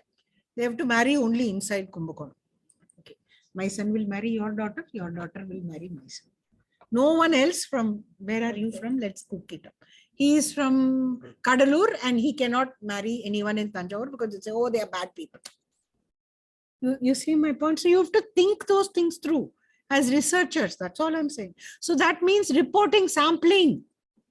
This sample was from Tanjore or Kumbakonam cannot be publicized.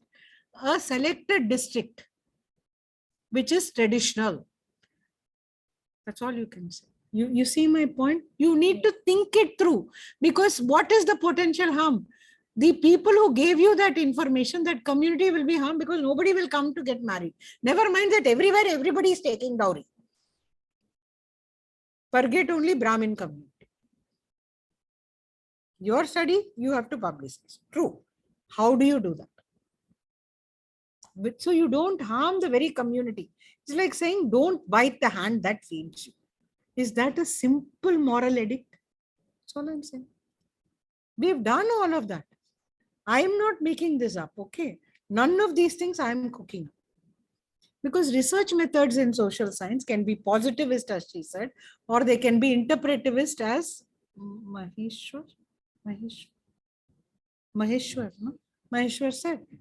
Or it can be social reality exists independent of actors, but actors' interpretation of social reality can affect social change. You can have a critical realist tradition. So positivist results in quantitative assumptions and measurements. Non-positive results in qualitative, and critical realism gives you mixed methods. However, in quantitative research, we stick to methodological requirements. Sampling is done rigorously. Comparison groups is formed so that risk factors are identified.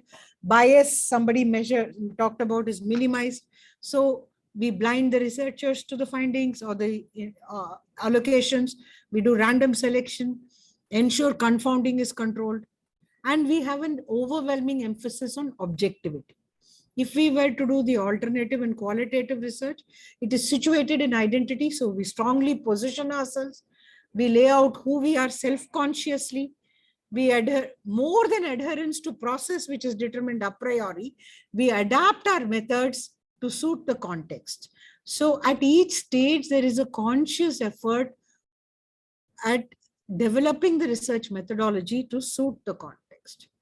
So in social science research, ethical requirements emerge out of medical research. Beneficence. Much of our social science research has very little beneficence because we mostly never do interventionist research. So at least it should not cause harm, non-maleficence. Your informed consent is a representation of autonomous engagement and justice in fair selection of participants, not always expecting the poor alone to be carrying the burden of research for the whole community. That's what random selection does for you. It's an implementation of the principle of justice along with the scientific requirement of unbiasedness. But there are other very important, doing research as a demonstration of solidarity with communities, vulnerable groups. You go and work among flood affected victims. Why?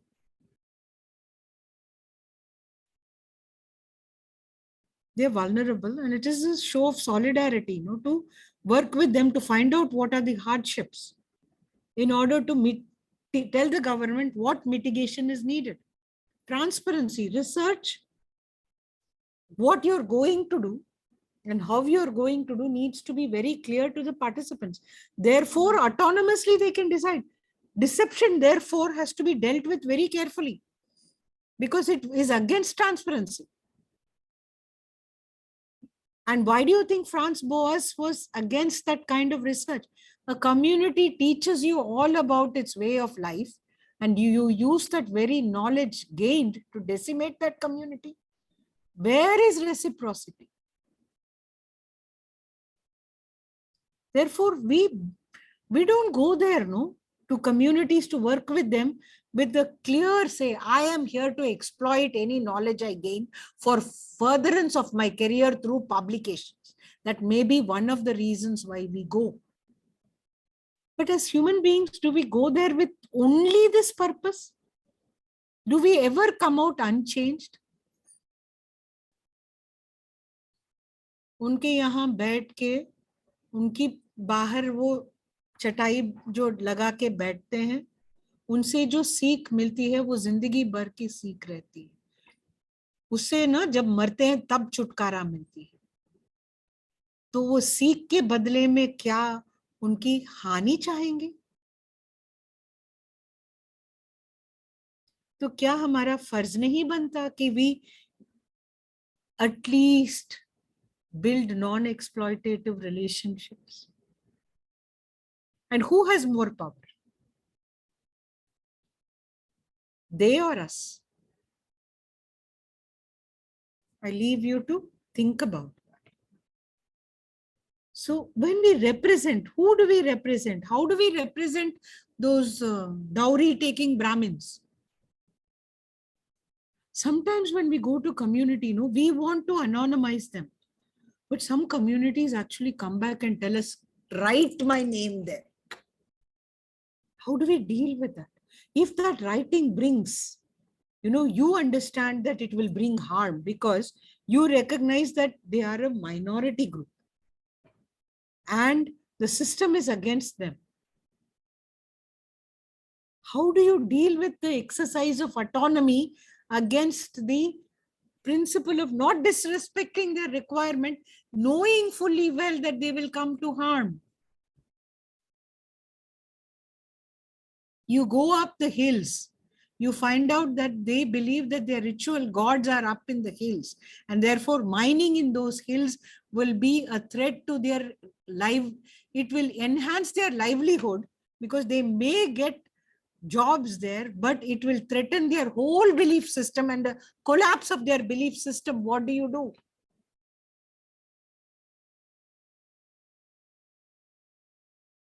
Anthropologists and economists, can you walk away from that with the conscience being clear? What if they give consent saying, name me?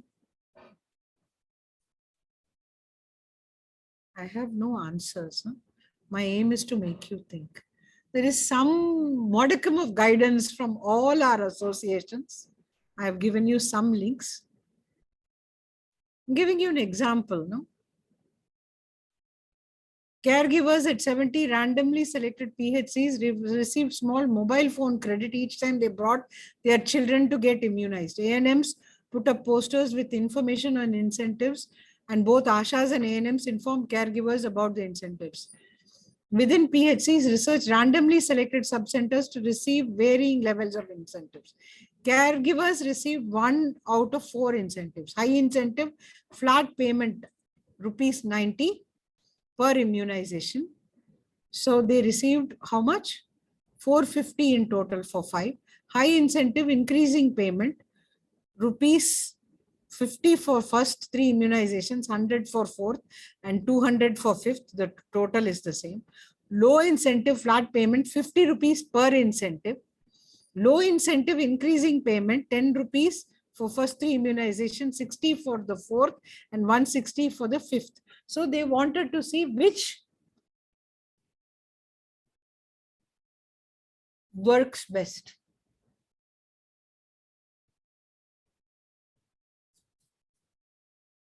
Is this a good thing to do? Social science.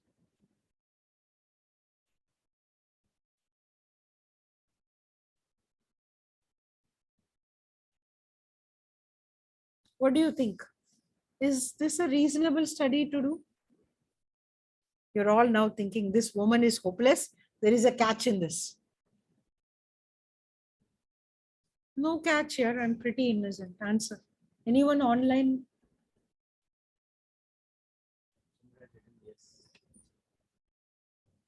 Yes, we can do this research. Someone says we can do. Anyone saying no?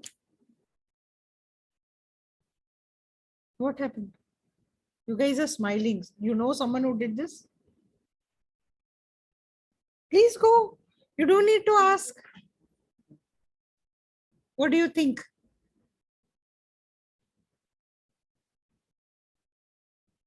Anyone, please feel free to walk out and walk in.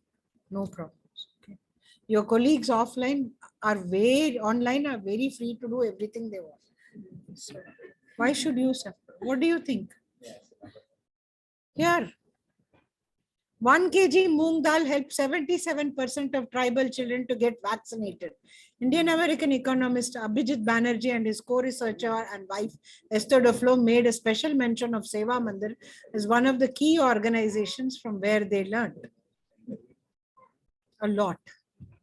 1 kilo dal for vaccinating your children. What if we give very small amounts of payments?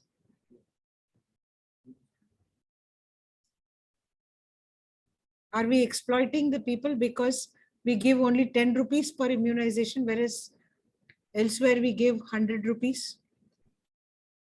So at the end of vaccinating their children, some people got 450, some people got only 250. But still people came because they were tribal. But in upper caste villages, unless you paid 450, they didn't come.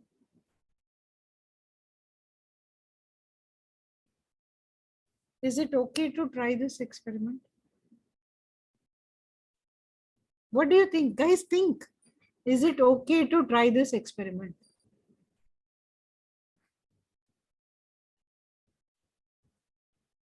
नहीं sure. ये इसका मतलब हाँ या ना? Huh? Confused. Why are you confused? You tell me why you think it is okay, and some others can then think why it is not okay.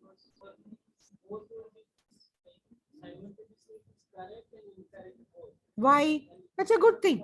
Why is it correct? Now you tell. Then sir is also telling, I think he is also confused. Then we'll explore why is it incorrect. In terms of context, environment, and the kind of certain livelihoods, certain kind of people, in that context, 1 kilometer could be very important for a certain kind of people, and 450 rupees or some other amount could be appealing for them. So it is based on the context. So we cannot generalize things in that way. I cannot also take either this side or that side. What else? Can anyone say why 1 kilo dal should not be given? Why do you think 1 kilo dal should not be given? Anybody thinks 1 kilo dal should not be given? Everyone is okay with giving 1 kilo moong dal?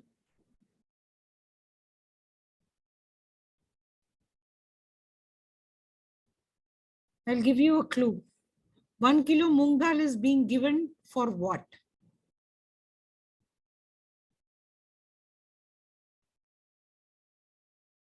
For what is 1 kilo moong dal? For getting children vaccinated. Correct? Now tell me, is it okay to give 1 kilo moong dal?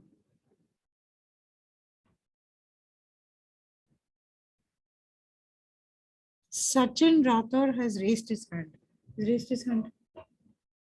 Something it is. If I take a different example, most of the times students and researchers will tend to attend conference or this workshop and the things just to get certificate.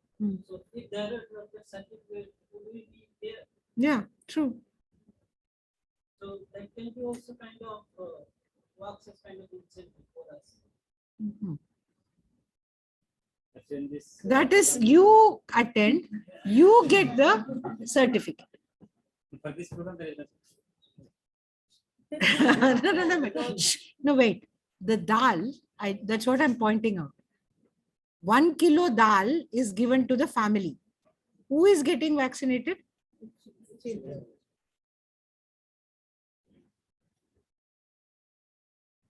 if I don't give 1 kilo dal? Ultimately, the family who convinced to go for vaccination. So, If we don't vaccinate children, what will happen?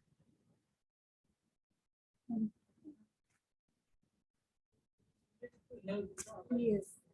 Whose health?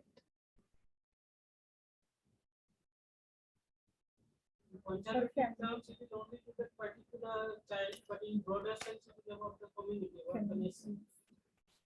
So whose job is it to get the children vaccinated? Whose job? Everyone's job. आपको यहाँ आने से 6 biscuit दे देंगे खाने के लिए, तो उस बिस्किट के लालच में आप एथिक्स पढ़ने आए हैं?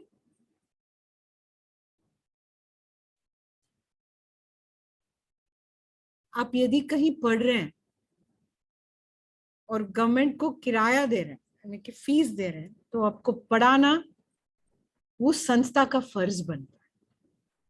तो 6 बिस्किट के लालच में आप पढ़ने आते हैं,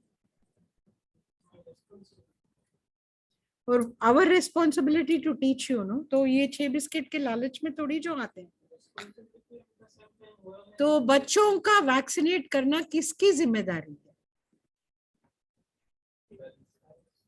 और उसके बाद उससे जो किसको फायदा मिलती है? Vaccination is an amazing thing in public health. You know what? If more than 80% of the children are vaccinated, the other children are, in each one you have protection for other children also. The country benefits. So that is why it's called public health. Externalities of vaccination is if we cross a threshold, the ability of the disease to be transmitted is killed. So there is a vested interest for the state to get children vaccinated, and the parents are the means through which.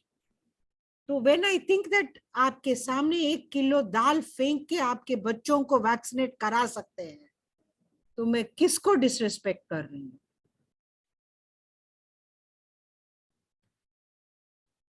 यदि आपने दाल नहीं दिया तो मैं अपने बच्चों को vaccinate नहीं करूंगा? किसका राइट छीना जा रहा है? तो दाल के बगैर नो वैक्सीनेशन। तो आप मेरे बारे में क्या सोचते हैं? आप दाल दोगे तो मैं वैक्सीनेट करूंगी, तो डिग्निटरी हार्म नहीं है? मैं क्या इतना चीप हूं कि आपके दाल के लिए ही मैं अपने बच्चों को वैक्सीनेट कर रहा हूं?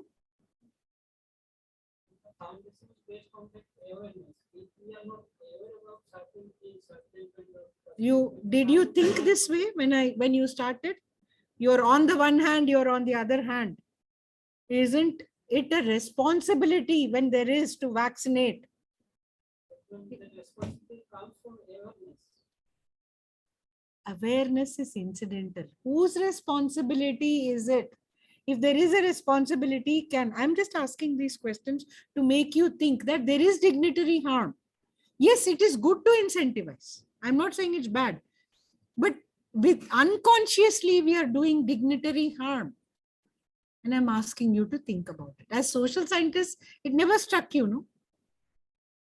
मैं इतना चीप हूं कि आपके दाल दिए बगैर मैं अपने बच्चों को वैक्सीनेट नहीं करूं? किसका हक छीना जा रहा है? Through the parents, the rights of children. That's what I asked you to think. And the benefit is to whom? To society in general, in addition to those individual children. So whose duty is it to see the children get vaccinated? Only the parents? Then दाल जब दे रहे हैं तो हम सब लोग बैठ के देखें? Now, again, two perspectives is coming to my mind. That when we are talking about the tribal people and when we are talking about people in general, that what particular need comes into the forefront. Because this 1 kilo dal or 40 rupees are very much essential for the tribal people or who are backwarded people, but not as valuable as for them or the kind of common people. So like in that case, that need is more important. And something that can sustain you, that can help you, then why like would you do something for free? And like this vaccination, be it COVID vaccination or some other kind of vaccination that we generally give to our children, like if you are not ever like this, recently this COVID vaccination is into kind of new, because until or unless we get this information, this awareness, we never go to hospital, get ourselves vaccinated. We do not even wash our hands properly. So how do you take this kind of thing? Because one thing is we are talking about tribal people, and on the other hand we are talking about people in general, and their lifestyles are completely different. So even if you talk about this kind of deforestation, there was certain news that kind of some NGOs are questioning that existence of the tribal people, because they are claiming the fact that tribal people are cutting the trees and they are doing harm to the environment. But they are the people who are cutting the trees, utilizing them, and at the same time growing them. They are sustaining the environment. Then who are we to question them? Exactly my point. It is only now that you are starting to think about the challenges. No? That is part of your moral understanding. So oftentimes research is blind to these questions. You just think you go and give dal and do research, no harm is done. I'm just making you think that even something as simple as 450 rupees versus 50 rupees has a moral challenge underlying it. Start thinking. There are some messages from the participants. Hmm. In some areas, there is less knowledge about the benefits of vaccination. Hence, incentives help parents to come to vaccine center. But okay, there is another message from another participant. But it is tribal community who doesn't have knowledge about dignity or knowledge of the importance of vaccine. So, in my opinion, it is better to nudge these communities through some incentives, and giving 1 kg dal is like that. Please comment it and wrong. Yeah, I agree that 1 kg dal, so it increases protein, but you have to understand that community may not have a habit of consuming dal. It may consume, some other form of protein.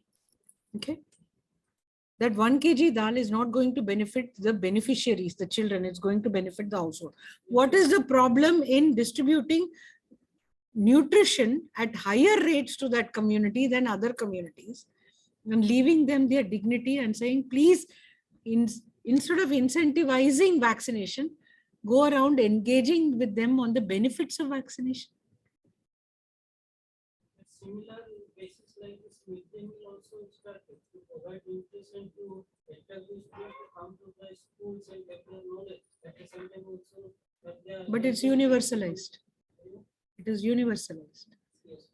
You see, that is a debate for us to have as a public policy issue.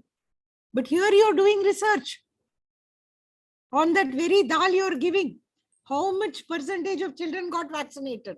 Therefore, the ethics in research becomes an issue. You see my point? You are giving dal, people are coming, you encourage them, you give dal independent of vaccination, you give dal for vaccination, okay. But as part of a research exercise, then it becomes your responsibility to think about the ethics of giving that dal. You then decide to give dal. I'm not saying don't do it, but think about what it means. That's all I'm asking. And then say that that is a risk, but I will live with it. Before I pointed it out, you didn't even think about it, did you? That's all I'm saying. I'm not saying whether this is right or wrong. For each of us, the answers are different. All I'm asking you is think about it. Because no research, engagement with communities is without harm.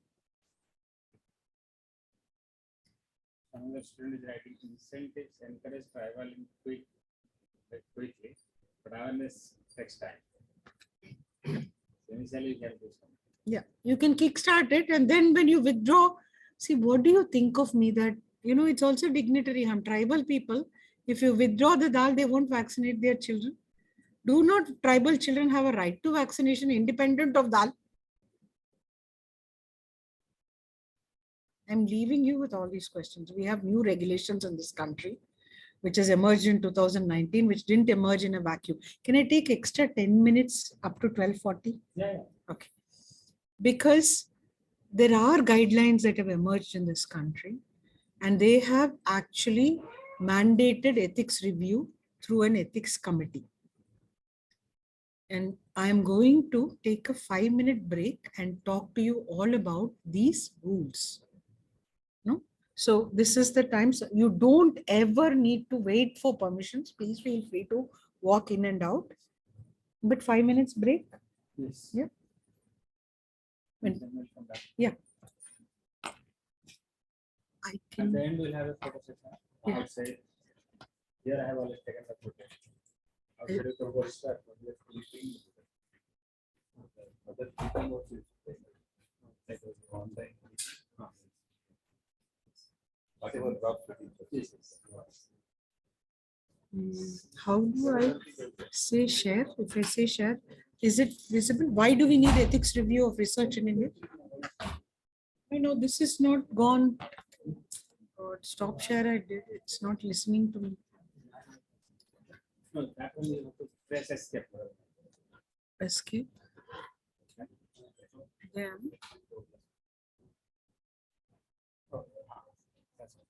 no, but this has to come.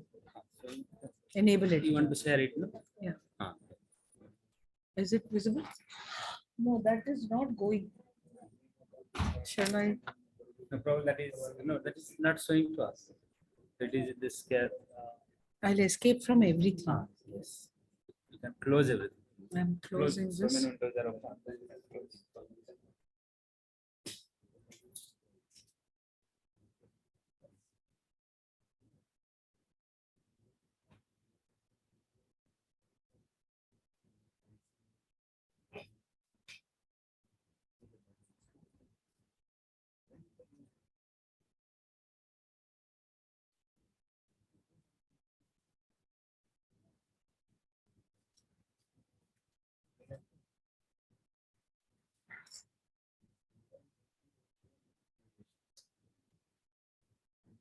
Is it now coming? I should say now share screen and this one and share. Yes. But not here. Now what do I do?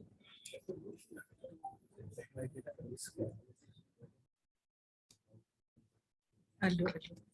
It's there? Got it.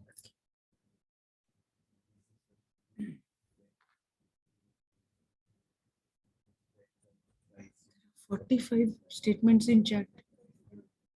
I have read up. You read up. Okay. I was 63, following. 63 participants online. No. And peak hours were 77.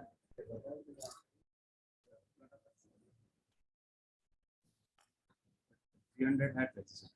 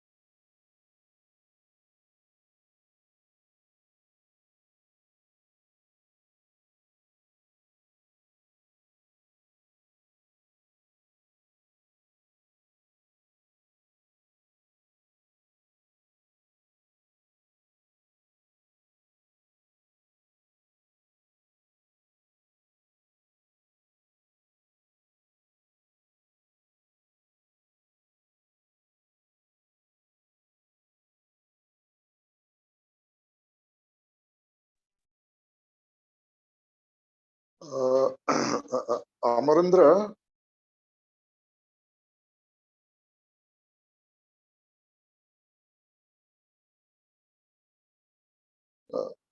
Amarendra, I think the audio is the issue, isn't it? The video is in.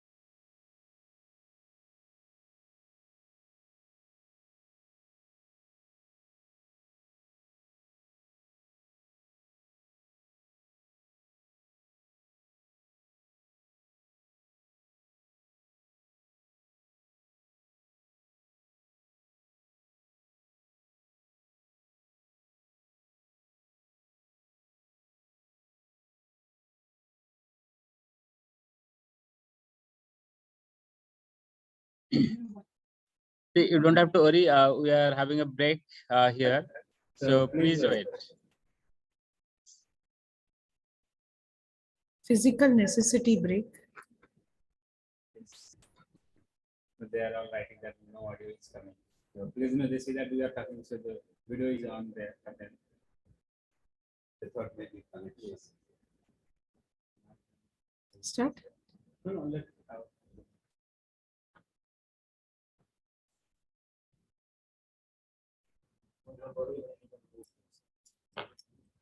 students come.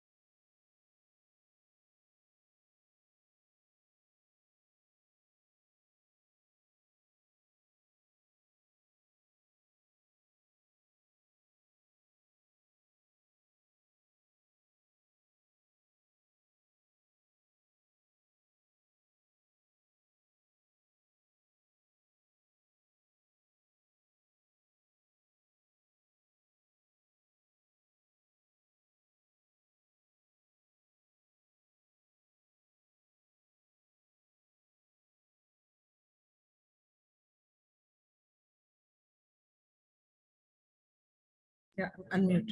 Yeah. I had stopped earlier telling you about the regulatory requirements in the Indian context. It becomes extremely important. Am I sharing? Yeah, it's coming. I can see this. Yeah, but not the second slide. Slide number. Okay, I did. Okay. Extremely important for both my first presentation and the second one. The opinions that I express are not those of my employers or others to institutions to which I'm affiliated. That is, I'm a working editor of the Indian Journal of Medical Ethics. Not that they subscribe to any unethical practices, but nevertheless.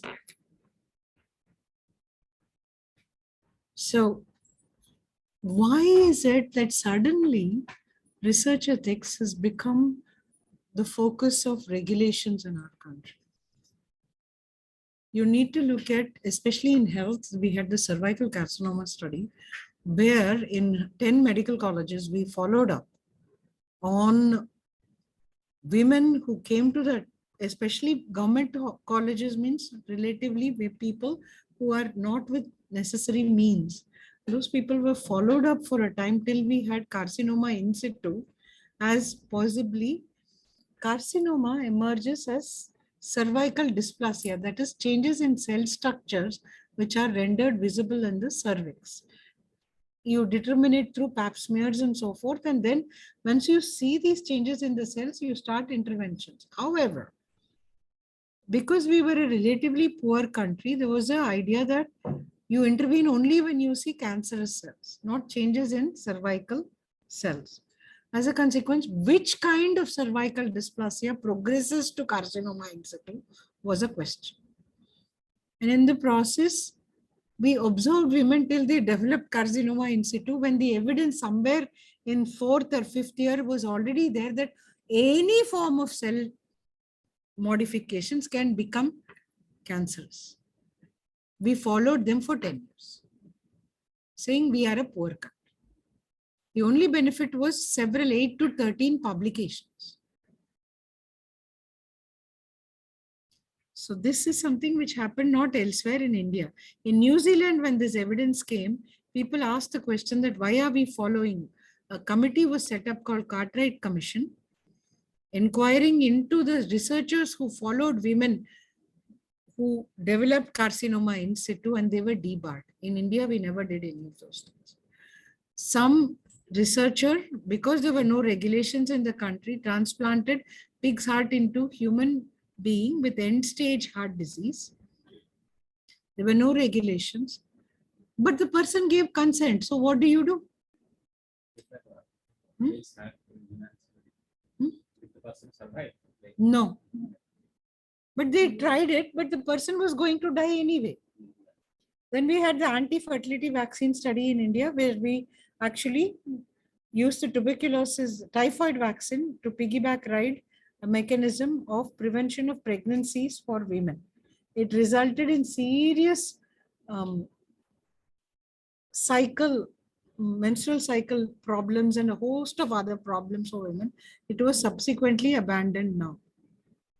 Then we had these quinacrine trials in India, where, you know, the when you insert the slag from quinine into the fallopian tube like IUCD, it causes adhesions, meaning it scar tissue, it burns, it hurts.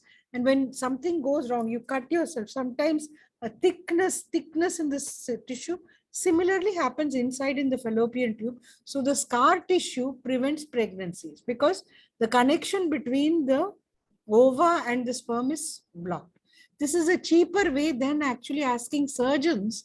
You need surgeons to do the other thing. IUCD insertion is relatively easy. Less skilled persons can also do it. So more women can be sterilized faster. So for developing countries, this is an easy way. For developed countries and richer people, we can have surgical interventions. But for mass intervention, we can use quinacrine as a shortcut methodology. The question is, do we have double standards for rich one and for poor another? Just because we can't afford it. That is the same thing even with your giving dal. For tribals, we have to give dal. Then only they will get vaccinated. But for rich people, parents will vaccinate them. Do we have double standards about parenting? You see the question now? When I put it in another way, when you look at it as poor tribal people, and the dal is a benefit. But are expectations of all parents not equal? It's another question. In recent times, you have to see what has been happening in the Indian context. Way back in the 60s, we had a deficit in production of drugs in this country and drug prices were going up.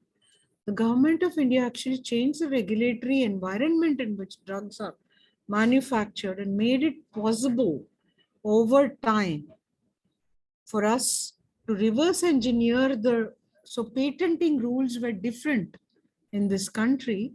As a consequence, generic drug production was given a boost through the regulatory mechanism in this country. We are the drug producers for the world through that reverse engineering process. The consequences, still the WTO regulations took over in 2004 through the Doha agreements, and the TRIPS agreements took over, and the progressive application of TRIPS started from 2014. We could be producing drugs through the reverse engineering process. Subsequently, we joined the global TRIPS regulatory requirement, and it opened up, because earlier we could not do phase 1 and phase 2 trials simultaneously in India. But now phase 1 and phase 2, meaning the trials which say whether the drug is safe, before we say its applicability in human population, those work could be done, which gives a boost for research in India. Earlier that was not possible. Now we can do that, but as a consequence, phase 1, phase 2, phase 3 trials started coming into India. We became gradually, another advantage is well-trained medical professionals who speak English unlike other countries. So gradually over time, from 2004 onwards, a lot of research started coming into India on drug trials. And our regulatory requirement allowed for that. And a lot of medical professionals thought this is encouraging us to do research, even though it was pharmacy research on drugs which may or may not be available into the market in India. And gradually you found that the consequences of these kind of trials meant people were getting harmed, but we had no means of monitoring. So when people went, this Swasthya Adhikar Manch was following things in Bhopal. These were Bhopal gas speed victims, hospital set up for them, and they were participating in clinical trials. And because it was incentivized like dal, they were participating in larger numbers because they needed healthcare more. They were more adversely affected. So they were participating because they will get a CT scan, which they could not afford, which was needed. So they were participating in clinical trials, and a lot of harm. People, by virtue of participating in risky clinical trials, were also getting harm. So they filed a case saying, how many people have died in clinical trials in India? The government of India found there was no count of it. Nobody knew anything. So the Supreme Court asked our government, are Indians guinea pigs? And stop all clinical trials in India. If you think that was the only scandal, we had the Reanima project when we brought regulation on how we should do research on human subjects in this country in clinical trials. They went and did stem cell research on people who have been declared brain dead. So when we went and asked the regulatory agency, how dare you do this kind of research using stem cells on people who are declared brain dead, they discovered that the people who are declared brain dead are not treated as having autonomy. They're supposed to be theoretically dead. So if you keep them alive on heart-lung machines, there is no one to question if the families agree. You understand? So the gaps in regulatory means have been used to undertake research, which as a society we don't accept. We have declared people as brain dead because there is no known means to keep them alive anymore. Therefore, families can get closure. You remove them from heart-lung machine and allow them a peaceful death. If families want to donate organs, you allow those organs to. That is the reason why brain death was identified and declared. But a lot of families still have hope. My father will live. Maybe he will live. So they are willing. Some are willing to invest in keeping them on ventilator support. But ventilators are costly. And someone who has faced an accident, who will survive, If you just give them that breathing space till their brain starts to function, by putting them on ventilator is going to be denied a ventilator because someone wants to keep their 98-year-old father alive in the hope that he will come back and tell them what he wants to be done with his ashes. I'm just cooking this story up. Do you understand? The person who has a 98-year-old father has money. The person who was a victim of accident has no money. We have only 6 ventilators in this hospital and we can't transport them to the next in the 6 hours in which we have to do it. I'm making this all up. Do you understand? Yes. Resources are limited anywhere. These are moral challenges. You just take nothing. The pandemic management. We had the police managing who will go where. We declared containment zones and we observed whether people moved in or out by creating artificial peripheral, by switching off networks and so forth. Why were we doing it?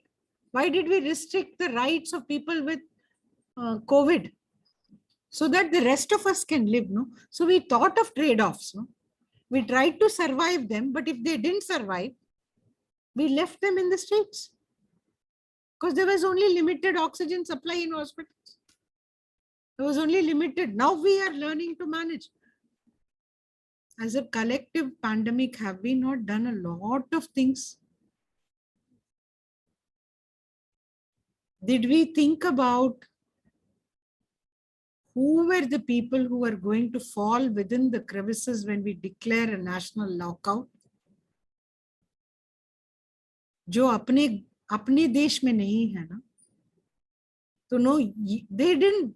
Even a well-educated and a sensitive state calls migrant workers guest workers. उसका क्या मतलब है? That is the question people who work among migrants ask.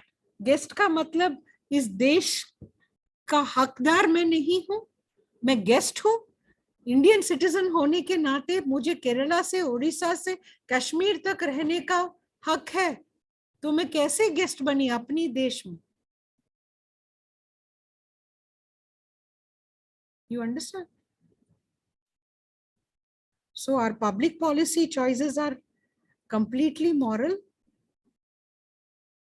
I just want you to think about it. Vaccine management. When we said 60 plus will get vaccination, did it mean people 45 to 60 or 45 and 30 won't get COVID?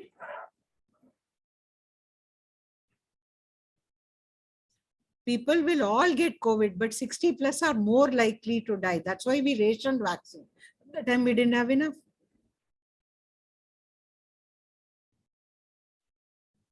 I'm just allowing you to think about it. Our vaccine policy is also an economic policy.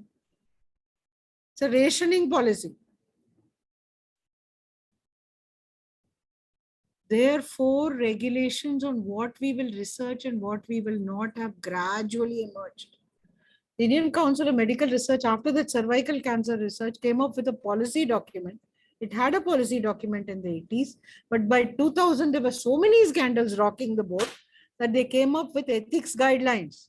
And so many technological changes started happening. In 2006, they revised it. And then again in 2017, they've revised it and the re-anima happened because they talked about human subjects. We have the Drugs and Standards Control Organization, which regulates clinical trials on drugs in this country. And that is on the basis of the Drugs and Cosmetics Act. However, we discovered in the process to manufacture drugs in this country, the human subjects became secondary. If you take Federal Drugs Organization, which is the equivalent of the CDSCO, the Central Drug Standard Control Organization, in 2013, its requirement was protection of American citizens' health. Ours was promotion of the pharmaceutical industry. So the trade-off between production and health is in favor of production. So that is why the Parliamentary Standing Committee asked, how can it be like that? When everyone else is protecting their citizens, we are promoting industry. So they went to inquire into it and discovered that the pharma industry was actually dictating public policy in this country. And you could bring in any drug into this country if a certain number of well-meaning doctors certify. They discovered that so many of those certificates were produced by pharma industry, not by well-meaning public health professionals. But because the question they ask is, how can 13 people from across 13 states in India write to the Central Drug Standards Control Organization, and all those 13 letters have the same spelling mistake and reach the Central Drug Standards Control Organization on the same day at the same time? If they were posted, is it not saying that the unseen hand is delivering those 13 letters to the CDSCO? And that resulted in the Ranjit Roy Chowdhury report, commission being set up to revamp the Central Drug Standards Control Organization of the Government of India, and say that the main motive of that organization is the protection of the health of the citizens of India from the promotion of the pharmaceutical industry. It is that backdrop against which you have to look at the regulation of drugs. It is through that process. Remember, I told you the Supreme Court, as the Government of India, are Indian guinea pigs, that the compensation for death or morbidity because of participating in clinical trials is made a reality in India. We have many misgivings about it, but this is the only country where compensation is mandatory if you're adversely affected in clinical trials. We now have the new drugs and clinical trials rules, which are mandatory, which actually says that human subjects research has to be reviewed by an ethics committee anywhere in the country. And that ethics committee, if it is not doing clinical trials on drugs, has to be registered under the Directorate of Health Research in this country. Never mind, you're not directly doing health, you have to be registered. And it has talked about the enhanced role. And that is how ethics reviews committees become a legal requirement. For social scientists, we look at it as nonsense. It is interfering with our perspectives. What one person thinks as ethical is what another person thinks as unethical. So how dare you think that an ethics committee can review our proposal? That is a social scientist perspective. And we look at it as medicine is creeping into our discipline. Ethics committees in India are understaffed and underfunded. When you looked at pandemics, can we leave it to the hands of only medical researchers? If social scientists had had a stake in it, the migration of temporary workers from different states, we would have thought about them. We would have pointed out about the unorganized sector that is the backbone of urban India and even parts of rural India. Were we at that table when that decision was made? What was the price we paid for that? Apart from deaths, was that not an intervention in which we all had a stake, but we had no voice?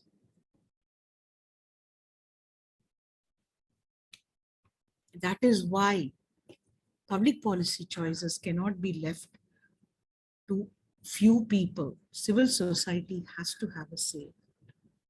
That is what makes ethics committees so relevant. We have new technologies, non-pharmaceutical interventions, such as quarantines, mobility restrictions, masks, social distancing norms. What is the meaning of social distancing?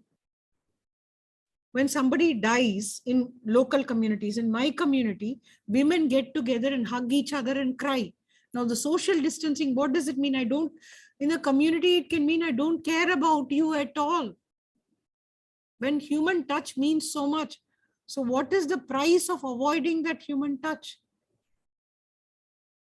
What is the meaning of that? And how do we bridge that gap? If it is a medical necessity, is something we should not have a say in? That is why I said civil society and ethics committees need to learn to review, not saying no risk.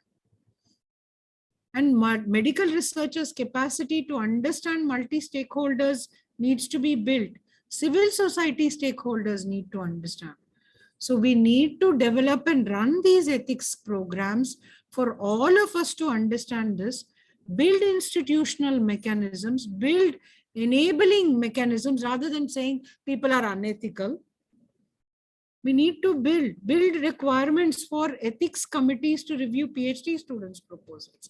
And an ethics committee is a peer review process. For us, peer review is acceptable. It is a peer review. And it has to be multidisciplinary and multi-sectoral and must represent age and gender. And what it says is 50% of the memberships at least have to be from elsewhere, not from the institution. You need to have 7 to 15 people, and in any meeting, a minimum of 5 should be present. And I will tell you who are those 5, which will help you to think it through. There should be a balance between medical and non-medical. It says the chairperson has to be external to the system to preserve the independence. The member secretary has to be internal. You need a basic medical scientist who is like knowing the biology of things. You need a clinician. You need a legal expert. You need a social scientist or an ethicist or philosopher. Last but not the least, you need a lay person. Why? To be the voice of the participants. And the quorum requirement says that all these 5 people should be present. Otherwise, you can't decide. At least one person should not be affiliated. And this has to be in keeping with the CDSU's requirements. But this is the quorum for health research also. And the head of the institution cannot be a member of the ethics committee at all, because they have to resolve disputes between ethics committee and researchers. Researchers will have their grievances. So this is the mandatory requirements for both clinical trials that are drug related and for other research. And the review can decide, you can decide that where there is no risk, that is identity is not revealed, you need to go before a peer review process, but it can be exempt from review certification. The other one is expedited, where there is hardly any harm. You may be implementing a questionnaire on people, but even a questionnaire needs to be reviewed, because you can be asking questions on stillbirths, which will evoke a memory of sadness. And if that stillbirth happened day before yesterday and you're walking into my house asking me questions, it can lead to suicide because you have invoked tragic memories. So even a questionnaire can be hazardous, and a full committee where you expect high risk. And you also go to full committee if you're dealing with vulnerable subjects like tribals, children, pregnant women. So you can approve the research as an ethics committee. You can fully approve, saying with minor comments, it can be approved. You can recommend revisions. You can reject, saying this study cannot be done. Very rarely do we ever reject. I've worked on ethics committees for close to 13 years, and I have only seen one rejection. And that rejection, we subsequently as an ethics committee found was approved in All India Institute among neonates, and 13 children died. So we felt our disapproval was justified.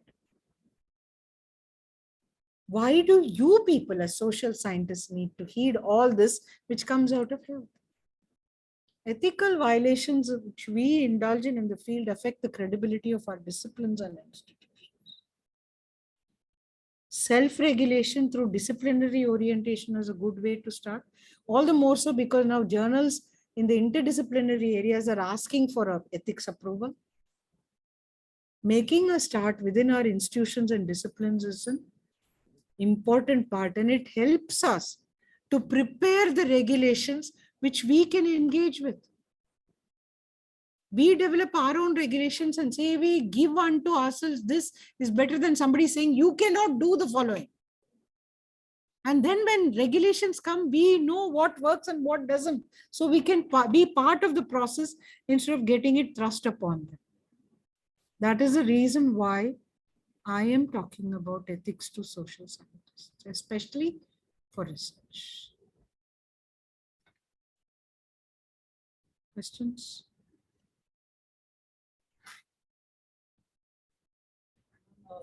This ethics committee is particularly institution like IIT, NISER, ethics committee in university are kind of function in the same way or like different ways of looking at things. Because I have also applied for ethics committee approval because I'm working on the performance position of show. So it's a kind of mass drama from Eastern India, from 3 states of Jharkhand, Orissa, and Bengal. So my work area is West Bengal. So I had applied for ethics committee approval like few months back. So actually, I had applied almost 1.5 years back, but it got approved few months back. So like since my guide is the principal investigator, we have to present that for the review committee. But the kind of response he got, like I feel like we felt like that, like we were talking about this representation of 5 people. That representation was properly like followed by them or some different. We don't know. See, they should follow this. However, they also followed the guidelines of ICMR. For that, like, I've given you the ICMR guidelines. They may have, but what happens is a lot of non-positivist research is challenged because people don't understand it. We need to ensure that researchers of all kinds are sitting in those committees. When they call it is like inquisitorial. What we need is a facilitating process. So unless we start talking about those things and build that capacity of research, ethics committee members also are not trained enough.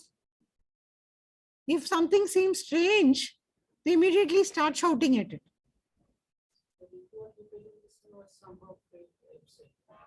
That is precisely why we need to enhance the representation of all kinds of researchers in our committees.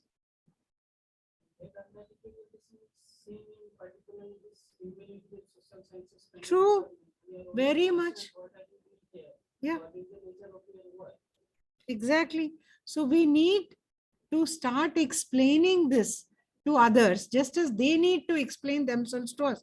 A good way to start is disciplinary requirements, saying economics association has come out with these guidelines, or anthropologists, Indian Anthropological Association has come up with these guidelines. So we follow that. Professional guidelines for research, whatever it is, we can make a start, right?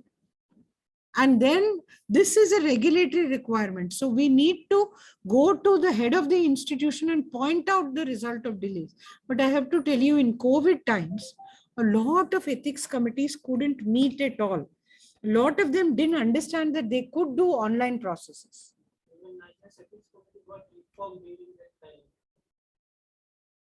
So it's a very complicated process. But we needed, see, a lot of committees, ethics committees, by May 2020, that online is acceptable had already come in the public space. But many people didn't know that. Many people never knew till 2021 that you could do online ethics review. Originally, you couldn't do it. Now you can. But many people never even knew that.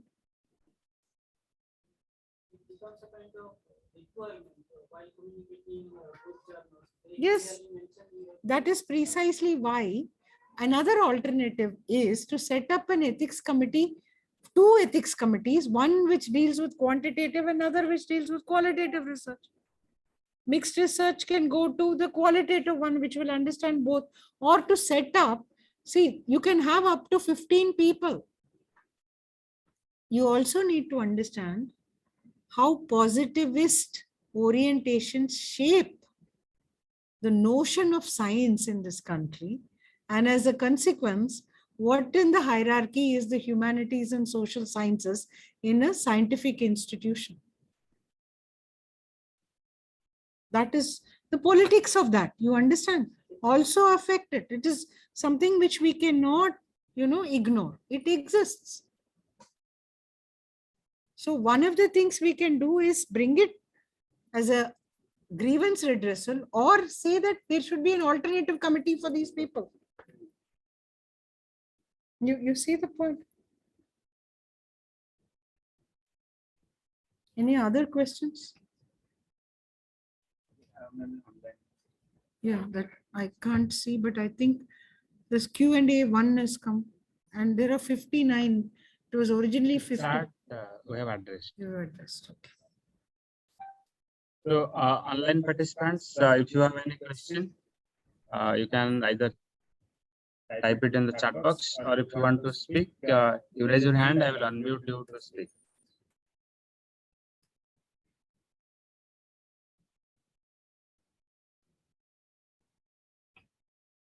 Am I audible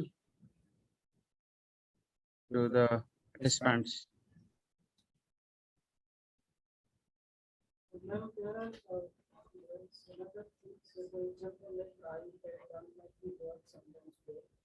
While communicating with the participant, I have taken consent from them. But say for the example, while I am documenting the performance, then I do not like consult with anyone. I do not need to ask for permission of this kind of thing. Do I need to be concerned about any ethical issues while documenting the performance? It depends on how you're going to represent. One way to be sure is to go and show the representation of that to them, back to them, and see if they want any corrections, because sometimes I'll give you an example of myself. I've worked on undertaking a study, a qualitative study on what are the things that people do to achieve control over diabetes. Okay, so I was working in the rural community, and a lot of people, when we said, what do you do to control diabetes and how frequently do you get your testing done, etc., they kept saying it's all God's will. Okay, so I was like, and that those houses seem to have a lot of godly pictures. So I thought religious engagements and faith in God in either disables or enables control. So that was an understanding, a coding that I had, a thematic, religiosity and diabetic control. And I took this back to the community. And this is my assumption, because while I know the community and I've been there coming and going, I didn't understand the context in which this is happening, which was invisible to me. It was visible to the volunteers of that community. Wait, let me finish. You'll hear. The story was this religiosity among the elderly who were diabetic did not emerge out of religiosity. They were unable to go to the primary health center or the hospitals to get their sugar levels tested. Their children were living far away. It is in a society, the expected idea that children will come and help you and take you to hospital to get your sugar levels tested. But your children don't do it. It is also an dishonor for you to say, my children are not looking after me. So what do you tell someone, a researcher, in an in-depth interview when they come? Say it is in God's hands. So this was pointed out to me when I took this finding back to the community, saying, what religiosity are you talking about, you stupid woman? This is not religiosity.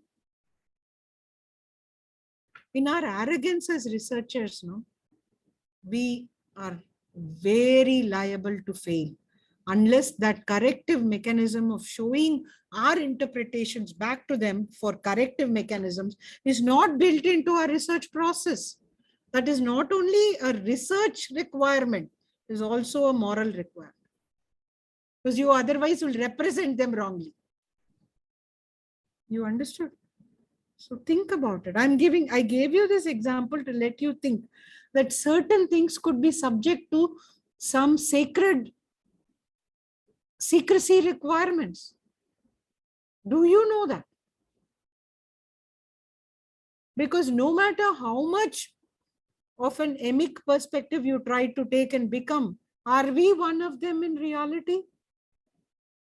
हमें किसने हक दिया कि एथनोग्राफर बन के वो बन गए हम? हर वक्त याद दिलाता रहता है कि हम वो नहीं है, क्योंकि हम वहां बैठ के उनकी कहानी लिख रहे हैं. वो खुद अपनी कहानी थोड़ी जो लिख रहे हैं, किसने हमें वो हक दिया उनको रिप्रेजेंट करने का? यदि कर रहे हैं तो उनकी इजाजत के बगैर कर सकते हैं, तो देन जाके दिखाओ। हो सकता है they will correct you and it will be to the betterment. Think about it. Not everything needs that, but sometimes we don't know, and many of the mistakes are made because we don't know.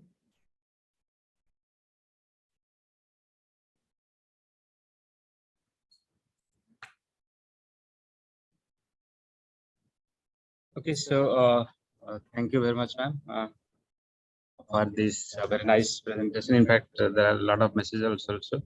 There is a lot of appreciation in the chat box. Thank you so much, ma'am, for your nice presentation. And yeah, there are thank yous.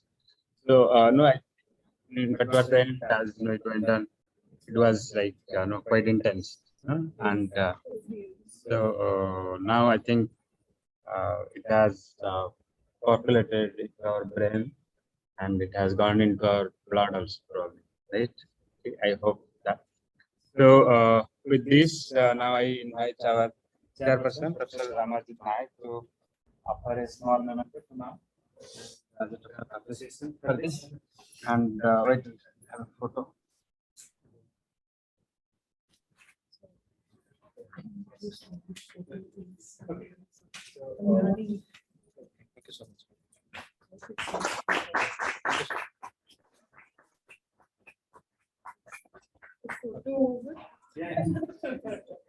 I'm sorry, I couldn't attend this.